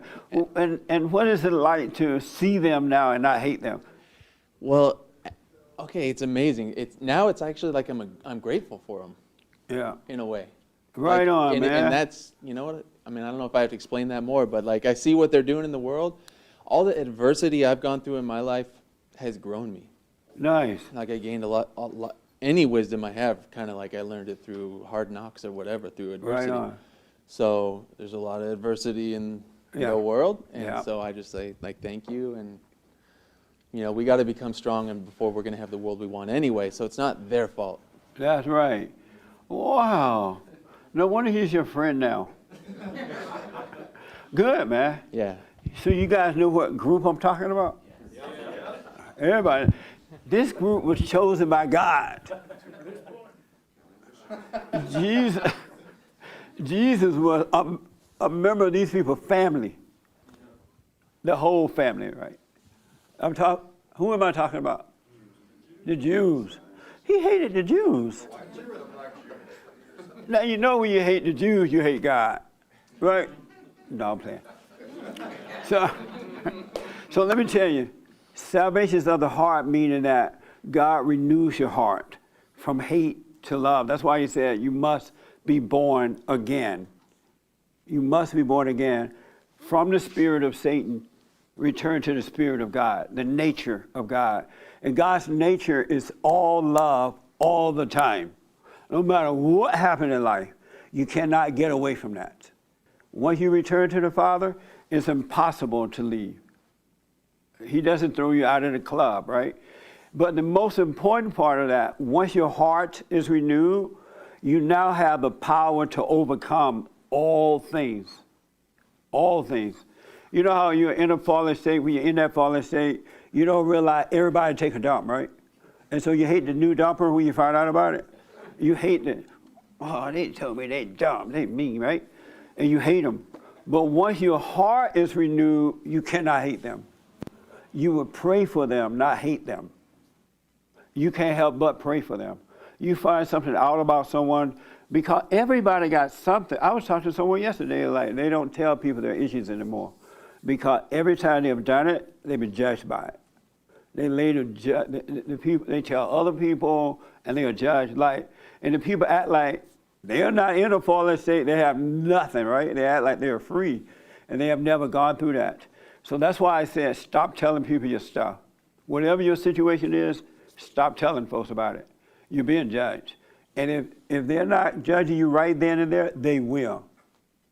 Especially if you start to get, as you grow in life, they will become jealous of it, envy of it. They will not love you. They will tell it. But you will get to the point, it wouldn't matter though, what people think about you. You will overcome that anyway. But why put your business out there? They can't help you. There's nothing they can do. So once the heart is renewed from evil, from hate to love, you now have the light of God fighting with the ego. Because all that junk that you picked up is just ego. You know, when you become a slut, when you become a slut maker, when you become a drug addict, when you become whatever you're into, no matter what it is.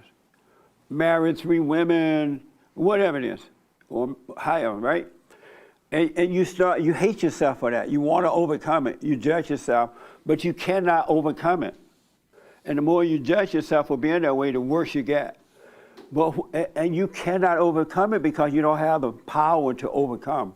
It's a spiritual battle. But once you are born again of God, your heart is renewed first. What's so interesting about this, like we judge each other based on that fallen state. Oh, I can't believe you're a slut, right? Like you better. God doesn't judge us based on that at all. He can care less about that because he knows why you're in that situation. He knows you've been turned away from the Father. Satan is your daddy, and now you have his nature, so you're going to live his life. it's demeaning, it's evil, it's hateful, it's judgmental. It'll make you judge yourself, right? You literally cannot help it, and you have no way of overcoming it. Because even if you go to, what's the name of that group that said you have to go there, you stand up and say, my name is Alcohol Anonymous, right? You can't overcome by going to a group. Because all they do is assign someone else to you, and when you're about to take a drink, you have to call them up. Hey, I'm about to take a drink, help me. And they're already drunk. I can't help you, I'm feeling pretty good myself. So, and I'll come to you in a minute, Mary. So you literally cannot overcome that stuff because you have no power to. Of ourselves, we can do nothing, and of ourselves, we know nothing. So when you judge yourself, you're giving the devil exactly what he wants, to make you get deeper into darkness, right? You can't overcome that stuff. It's a spiritual battle. You're in it because you fell away from the Father, fell away from the light. I want you to really understand that. I didn't know that before, that you must be born again. So what happened is, once you're born again, the ego is now subject to God, and he will fight the battle. He will get rid of it for you. And when the ego is gone, all that stuff is gone too. It disappears, whatever you're into. But when you don't have God, you're just going to catch hell forever. And if you overcome, some people overcome doing one thing, but all they do is find another God. They'll never become themselves. They never know themselves. They may overcome drinking, but now they smoke pot or something, right? They eat too much or whatever, right? You just go from one God to another. But now that you have the heart renewed and you have the power of God, because now he's your Father again, and your Father will fight your battle. He'll destroy the ego. And you have no idea how deep the ego runs. It's deep. Someone can look at you in a certain way and you'll feel good about it. It'll make you think you're important. That's ego. Really.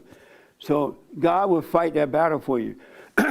And the real important thing is God will renew your heart while you're in that fallen state. You seek him, he renew the heart first. He doesn't clean up your junk first. He doesn't stop you from being a drug addict right away. Have you noticed that? He doesn't clean your house right away, right? But what he does, he cleans the heart. He's about love. He cleaned it from hate to love. Then he cleaned up all the other stuff. So don't worry about it. You will overcome it. You have no other choice, because now the power of God is working through you to destroy the darkness. So stop fighting with yourself about that stuff. There's nothing you can do about it. And just think about this. We judge one another while you're in that fallen state, and we are no better. Where God doesn't judge us in the fallen state, and he still renews our heart, because he knows that we can't help it. He knows why we're doing this stuff. We're in a fallen state. We can't help ourselves. But he will take it away from you. Stop trying to fight your battle. He will fight it for you. It's all spiritual. And once you return to him, he will clean you up. He'll take away all that stuff. That makes sense? But prior to that, the renewal of the heart, being born again of God, the flesh is subject to the ego. You hear Christians say, well, the spirit is willing, but the flesh is weak, right? They don't know what they're talking about. Really. It's just a nice little saying. But God will change your heart first. He'll bring you to the kingdom while you have all that junk. But he renews the heart. You cannot enter into the kingdom of heaven within with an angry heart. And anyone, I don't care who it is, who has anger, Satan is your daddy. You can lie to yourself, because angry people make up excuses all the time. Oh, I'm angry because the cat fell out the window. I'm angry because racism. I'm angry because of white supremacy. All lies. You're just making up excuses. You made me angry. No one can make you angry. If you don't have it in you, no one can bring it out. they can only bring out what's in you. And so God will renew your heart, and then he will clean the mess up. Don't worry about the mess. You can't do anything about it. That makes sense? So you're living with the ego, and that's what the ego keep bringing you down, making you get deeper into it. All right? Yes, Mary? Go through the born again experience again. Go through the born again experience. I'll use myself. I've been seeking God for a long time, right? I remember as a kid, I was talking to my best friend down in Alabama last night by phone, and he was telling me experiences he had seeking God while he was growing up. But I remember going to church and hearing about God, and they would say, oh, God is love. And if you love God, you can have an amazing life on earth. You can have peace on earth, right? And I was thinking as a kid, I would love to be a son of God because I wanted that peace on earth. I didn't want to wait till I die. You know how folks say, oh, when you die, you're going to heaven? Who want to wait until then? If God is God, why can't you have it now? You know what I'm saying? Why doesn't he want us to be happy now, have peace now? And so I used to say, I want to be a son of God. And I remember walking down the road, I've told this before, and I was like, I don't know if I was testing him or not, I was a kid, but I would say, okay, if there is a God, if you're really God, let me know, but let it rain right now. I was a little kid, and lo and behold, it was a bright, sunshiny Alabama day. It would start raining. I was like, what the? But it would rain down in front of me, not on me, and then it would stop. And I remember one time I asked him, I'm like, this is a tough one. So I said, God, and I said, I'm going to be specific about this, right? If you are really God, if there's a God, let it thunder in the west right now.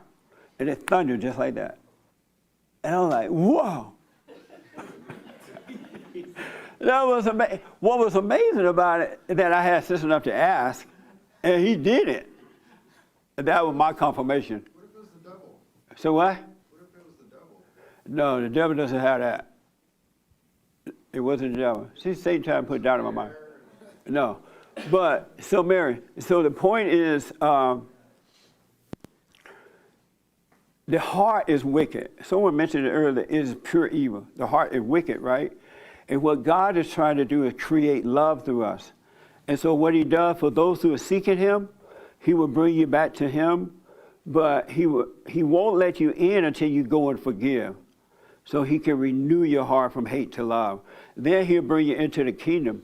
And now God is over the nature of Satan, the ego. He's in control within you. He's over that. And the light is shining on that evil, dark spirit, and it's destroying it. It's fighting your battle. He's fighting your battle for you. You can't fight it on your own. And so what happened, no matter if you're a drug addict, alcoholic, and I keep using that, but whatever you are, a lesbian, a homosexual, whatever, right? He would cleanse that from you. You can't take that away from yourself. And so he would take care of that because it's all ego. It is the nature of Satan, and he would take it away after he bring you back into the kingdom because he's not going to help the children of Satan unless they are seeking him. And so once you come back to the Father, you now have, that's why it says, all things are possible for those who believe. And once you come back to the Father, you can never doubt again. No such thing as doubt. And all things are possible. There's nothing that you cannot overcome. That makes sense, Mary? Anybody disagree with that? I saw your hand, right? Okay, right here, last one on you. Anybody, do y'all understand that? I have never heard anyone say that before. I didn't know I had to come back to the Father first for him to fight my battles. I thought somehow or another he was going to fight him while I'm in this fallen state. He was going to clean up the junk, but he would not do it. You know what I mean? But once you come back to him, he take care of his own. He loves us. He would clean all that stuff up. Yes, sir. And then I'll take you, Ernest. When you guys were explaining the question for the week, it kind of reminded me when I was younger in high school when I used to listen to Kanye West. Let me say this, what I realized. Excuse me. For the Bible thumpers, the reason they don't change, because their hearts have not been changed. It has not been changed from hate to love. They know the Bible, they can quote the scriptures, but their hearts are still wicked. And that's why they don't change. And they make up excuses and say, oh, well, it's going to happen when I get to heaven. Or all kind of excuses. Because angry people always have excuses. Satan give you a bunch of excuses. But children of God have no excuses. It's impossible. Isn't that amazing? Yes, sir, I'm sorry. No, it's okay. I was just saying that just for the biblical question for this week, actually, when you guys started explaining it, it kind of reminded me of a previous question you said about how do you clean I think it's like the cup, how it's dirty. Right. And how you have to clean from within before you can clean from outside. Because Yes. no matter what you do from the outside, it's never going to get to the inside. Yes. Another thing, it kind of also reminded me when I was in high school and I listened to Kanye West, that song, Jesus Walks. A lot of people were pretty much saying that God or Jesus was a hypocrite because he's only saving bums or drug addicts or gangsters or hoes or anything like this. And You said hoes? Yes. What the? It's a hoe the same thing as a slut. Yes, sluts. Yes. Amazing. So it just kind of reminded me of that, how everybody thought, oh, Jesus does this, oh, he must be a horrible person since he's only saving dirty people. But I was just like, wow, this song really made people have a really like nasty taste about God in their mouth. Amazing. And I've always wondered why people would think that, because I thought it was beautiful that you were once fallen and now you're being redeemed for your fallenness, but everybody's looking at it like, oh, he only saves those people. What a mockery or whatever it is. Yeah, they're blind and can't see. That's what's happening. My son also wanted to have just a little say in something. Absolutely. Yes, sir. When I was little and I When you were was little? 5 years old, I actually helped my father help him to find God about dinosaurs so he can like see God and be with him and stay protected with him. That's I just right. wanted Listen to the help my kids. father to find God because I love him so much. Right And he on, pro- man. and he loves Wow. me too. Nice. Amazing. Listen to the kids. It's funny that he brings this up. He told me, I was like, yeah, you should definitely tell Jesse. I Yeah. used to believe in aliens when I was younger. Beta, I know. When I don't know, my son brought a really good question to me one day. He was like, oh, Dad, what came first, dinosaurs or dragons? And that's literally what brought me to the path of God, because I started like in the Bible it says dragons, but we talk about dinosaurs, and I'm just like, that's a good question. Let me look it up. And I'm just like, it says dragons in the Bible, but it never says anything about dinosaurs. Yeah. And then I'm just like, oh my goodness, we're actually just changing the words from the Bible. Yeah. Everything that we're doing on this Yeah. plane It's is very literally in deceptive. reverse of how the Bible is. Like same thing with evolution, in reverse. No matter Yeah. what it is, it's always in reverse. But it's always the same thing, just in Satan's way. That's why I'm glad God wrote it on our hearts. The truth is within us, because he knew that they would change the Bible around. He would be going to change the Bible. That's why you won't even recognize the Bible, right? But it's inside of us. And in that way, they can't change that. Amazing. Thank you, man. Yeah, thank you. Yes. Let me take Doug, and then you have the last word, and nobody else. Everybody else suffer. All right. Yes, I mean, not Doug, but Ernest. I hear you talk about coming back to the Father. Yeah. A lot of churches talk about Jesus, right? So where does Jesus fit in all this? Because they put Jesus ahead of God. So in this salvation process, where does Jesus fit in? Jesus is the Son. The beautiful thing about Jesus, and you're going to see this as you wake up, is that he said that the work that he did, we can do it too, and even greater work because of the Father, right? But what I didn't understand then, that I do understand now, is that the Father that was in Jesus also is in us, and he would do the work through us. Once we return to him, we can do some amazing things because we have no doubt. We have no doubt, and we know that the Father is working through us, and greater is he that's in us than he that's in the world. And so Jesus is our brother. Everything he owned, we own it too. It's like family stuff, you know what I'm saying? But the Christians have been deceived by that. They've been made to believe that Jesus is God. And as long as they believe that, they're not going to go any further than that. He's our brother. So and is that thank why God is an amazing brother. Is that why they pray to Jesus instead of God? Yeah. A lot of people do that. Yeah, because they think that Jesus is God. And there's nothing you can do to try to convince them, nor should you try to convince them, You just become a living example, because if you convince them, they believe it because you convince them, not because they see it themselves. But you will see it yourself, all right? He is the Son of God. I was talking to Joel yesterday, and there was a movie called Jesus, right, Joel, that you were watching? The You said you greatest were story ever told. What? The greatest story ever told. And what did Jesus say on the cross just before he died? James told you. I forgot. I didn't catch that. He don't remember calling you black. Do you remember that? Into your hands I commit my spirit. Oh, yeah. Hold on to this. Just so Jesus saying this to the Father. He said, into your hands I commit my spirit.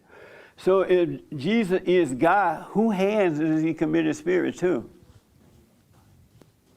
Isn't that like, you have to be dumb to believe that. Really, I'm sorry, I need to go here. I forgot, I'm sorry, man. You got to be dumb to believe Jesus is God. Really, you have to be like dumb. You have to be blacker and slower than me. Yes, right here. Yeah. Did you have your hand?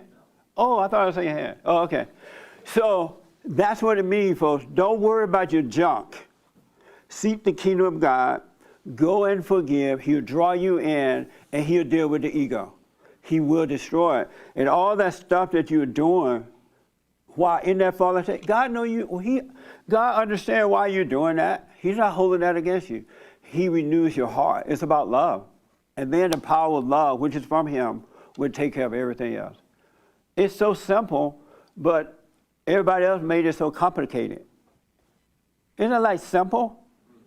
He's not, and he will bring you into the kingdom with all your junk. It's just that he wants a pure heart. He's not going to let you in if you have anger. You can hang it up. He said, before you enter into the kingdom of heaven, go and forgive. And that's not a joke. He's not going to let you in. He doesn't feel sorry for you. He doesn't care if you're male or female. He cares about the heart. That make sense? Anyone disagree with that? I don't mind the disagreements. Okay. I don't know that disagreement. I'm just, how do you... Hold on 1 minute. And then this young lady got the last word. Thank you. How do you really forgive yourself and stop judging yourself? Like, just know that of yourself you could do nothing, because whatever you're judging yourself about is because you don't want to be that way. But what you don't realize, you cannot stop yourself. And it's not you anyway, because there is no you, but it's that spirit that made a home in you. And it feels like it's you, but it's not you. Just so, you know what? I'm screwed up, I can't help it. Just accept it and don't fight against it, don't judge. Because Satan is making you judge yourself. He's telling you, and you don't need to tell me what it is, but he said, you're no good. You're weak. You don't have any money.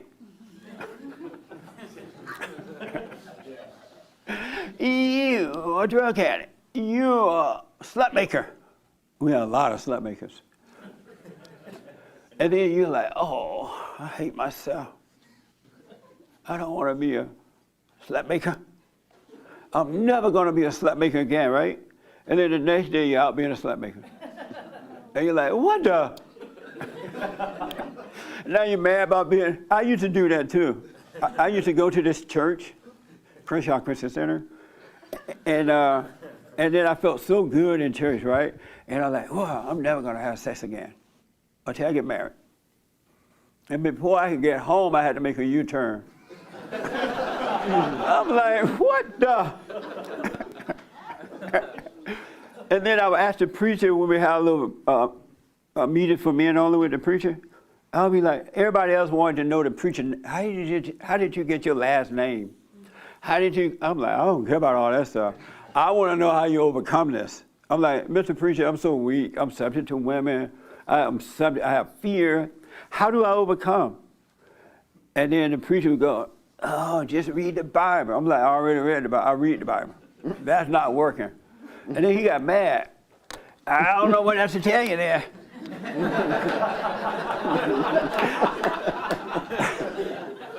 Just read the word. Yeah, man, then all the other guys start applauding the preacher. And I'm standing there looking like a fool. Because I was like, in my ego, I felt like a fool, right? But there was a couple guys felt bad for me. And then now when they see me, they're like, well, I wish I had asked that question. Because I was seeking. I wanted to know how to overcome. And he didn't know. So don't judge yourself. You can't help. Accept it.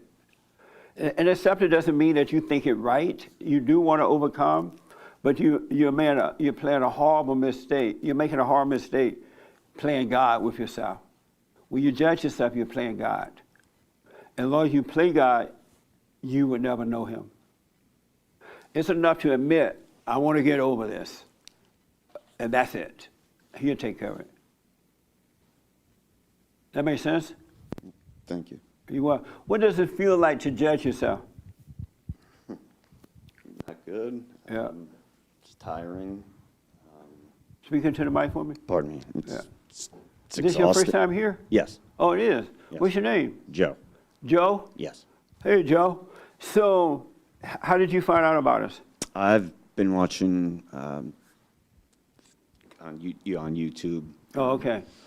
And so it feels tiring and what else? I mean, it's tiring. It's frustrating. Yeah. Joe, I you have cannot a real change it. crisis with just meaning and purpose in life, and not So what now? just have I feel it's just I've had a real struggle finding meaning and purpose in life. Yeah. And it's going into the fallen state and grabbing, whether it's women or drugs or whatever makes us feel better. Yeah. It just gets harder and harder and harder to stop, and it's like the simplest thing. We'll just do this, and it's I can't do it. I tried the silent prayer yesterday. That's your and first I'm time? flailing around. I can't sit still. I'm listening. I'm trying to just sit still and not think about things. And my mind's just going in, 30 different directions and thinking of crazy things and sweating like crazy. And so I don't know. I guess I got to start somewhere. Yeah, stop it. Stop judging yourself. If whatever, let's say you alcoholic, whatever, right? Just say, hey, I'm an alcoholic. You don't have to tell everybody else about it. Just know you're alcoholic, you can't help it. Do the silent prayer, and he'll take care of it. He'll renew your mind, he'll renew your heart, and he'll fight it for you and take it away from you. Have you gone and forgiven your parents? I spoke to my dad a couple days ago. I don't really. I said the words that you had said to say. I apologize for hating him, for hating my mother, for hating my brother. Did you tell your mother too? No. Why not?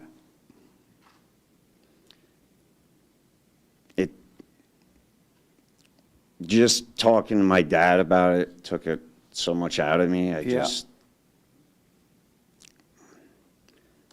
I don't want to keep saying the words and then continue to fall down, because that's what I've done for a long time. Don't worry about that, Joe. And God it's doesn't like, care who's about going to that. believe me? Yeah, I understand. And the beauty is you're tired of being this way, right? And you're right at the gate, really. Because when I changed, I was tired of being that way. I was tired of being afraid. I was fed up with being insecure and all that stuff, right? And so I'm like, I can't change this. And I asked God to let me see myself. So you're right at the gate. You got to go and forgive your mother. Because you got to overcome the spirit of your mother, return to the spirit of the father. Then you'll be fine. Don't worry about the alcohol or whatever it is. You shouldn't worry about that. Work on forgiveness. Go and just say to your mother, I'm sorry for hating you. Whatever she did, right? Because this anger is what's keeping you in darkness, and you don't have the light to fight your battle for you. You can't fight it. But you got to go and forgive. Instead of being frustrated about the situation, go and forgive, and God will take care of the situation. And you don't have to use a lot of words. Don't plan what you're going to say or not going to say, but go and say, hey, mother, I'm sorry for hating you. Whatever happened, turn me away from my father, or being controlling or whatever. And don't ask for forgiveness. Don't try to explain it. You forgive her and God will forgive you because you're playing God right now. And so you're struggling with Satan and he will defeat you. He will make you kill yourself. Because the more you struggle, the more you judge yourself. And after a while, he'll say, you know what, Joe? Life's not even worth living. Jump off the Tallahassee Bridge or something. You know what I mean? So stop fighting this situation. Go and forgive. Stay with the silent prayer and you'll be fine. Your only problem is your heart is not pure yet. Satan is your daddy. What do you think about that?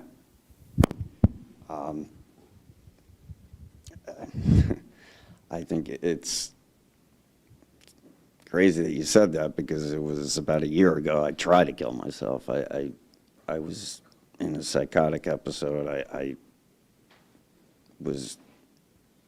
I can't even begin to explain the level of paranoia I was going through. Yeah. And I was just convinced that killing myself was a better option than not. And I woke up in a hospital and, oh, whatever, it doesn't matter. But point is that I never really believed in God or in the devil, really. You know, once I,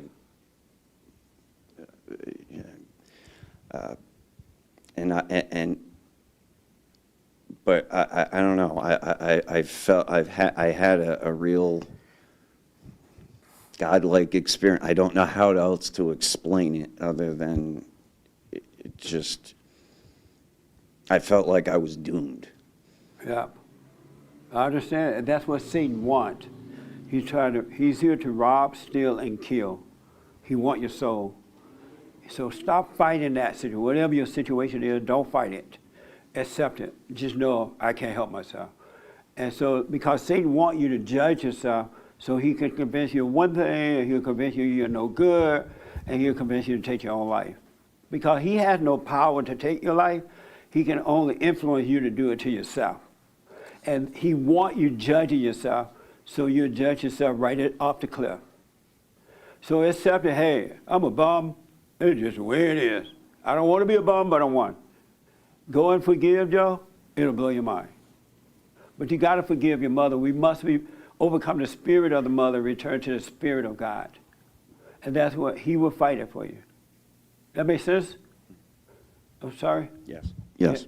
Yeah. So give it a try. Let me know how it goes. Thank you. And listen, if your mother accepts it, fine. If she doesn't, fine. All right? And if she said, well, I forgive you, give her the finger and go your way. All right? Because she's playing a game with you. All right? Then God will forgive you, and you'll have perfect love, and everything will start to unfold for you. But don't judge yourself. Stop it. Don't compare yourself to anyone. Don't judge yourself. You'll be fine. God will clean that up for you. He doesn't care about that. He cares about your heart. The world cares about that because Satan is their daddy, and they are into all that stuff, not God, not the children of God either. All right? You live in L.A.? Yes. And if you need counseling, we have the best counseling service on this side of heaven. All right? Thank you. Any other questions? You feel better already? A little bit. Yeah, that's all you need, a little bit, and it's going to grow. The little mustard seed will grow. You'll be fine. But go and forgive. You got to forgive so God can help you. All right? Amazing. Thank you, Joe. Thank you. You're welcome. So I am totally out of time. That's amazing, huh? But that's what Satan would do. I hope that this helped a little bit about salvation being of the heart. God is not trying to renew your stuff yet. He's trying to renew the heart so he can bring you into the kingdom and he will clean up the stuff. You can't do it, folks. And whatever anybody else think about you, give them the finger. Yeah. Really. That's all it works. Because they don't love you. They have no love. They're not praying for you. They have no love for you. So wish them well. All right? Did this help today? In what way? Just learning what, I guess, everybody's point of view of salvation of the heart means. Yeah. So, Have you forgiven, I don't remember, have you forgiven your parents? yes. Oh, you went to them? Yeah. Good. How did that go? Good. Yeah. They were, same thing, you know, they kind of like, okay, thanks. They're like, You know? they're like, leave me alone. Yeah. Yeah. Man, you're fortunate you married her, she has forgiven. At least you don't have to deal with all that crap. Yeah. You know what I'm saying? Yeah. Yeah, so don't be nervous. You'll be, No, I got that. I got that when you said that. yeah, Between both. right. Good, man. So listen, well, thank you. Any questions for me? No. No, okay. Do the silent prayer. Stay with the prayer. And, you know, for those new ones, those who are just starting out, you don't have to do the whole 30 minutes and all that. 2 minutes is better than nothing. And you grow into it. All right? But do the prayer so that God can bring you out of the darkness into the light. Speak up, but don't resent. And love your neighbor means don't hate your neighbor. You'll know better. Everyone take a dump. Sorry, Joel. What the? So how one dumper gonna judge another dumper? Everybody born in sin. All right? That makes sense, right? Why one dumper? A dump is a dump is a dump. And no dump is better than the next dump. I'm not going to say it anymore. So speak up, but don't resent. Pray for your neighbor. Love your neighbor. Pray for them and wish them well, right? A couple announcement. What's the announcement, Ernest? The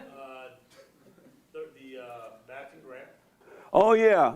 We have until the end of this month for the matching grants. A donor is offering up to $30,000 because it's time for giving.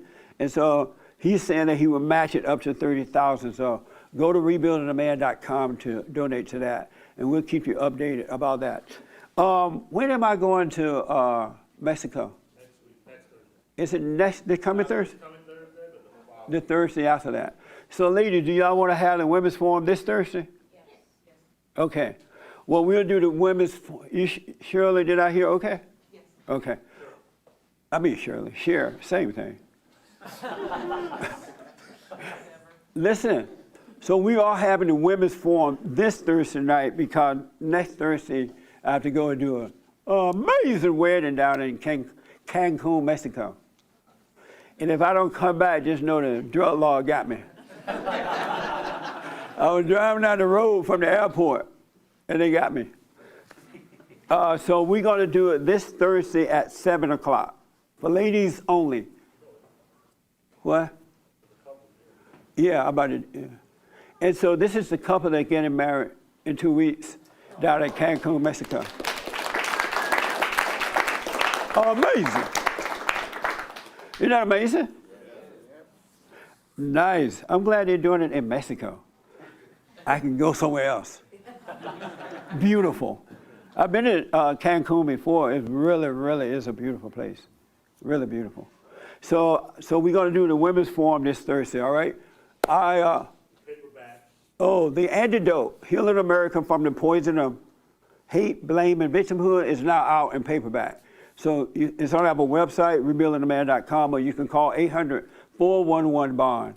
And I hope that this helped today so you can stop judging yourself. You can't change yourself. And if whatever else anyone else think about you, they don't have love for you. So don't worry about it. You love them. They don't need to love you, all right?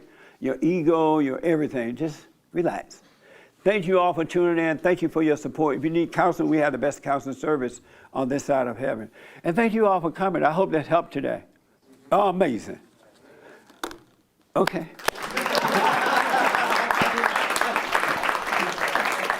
So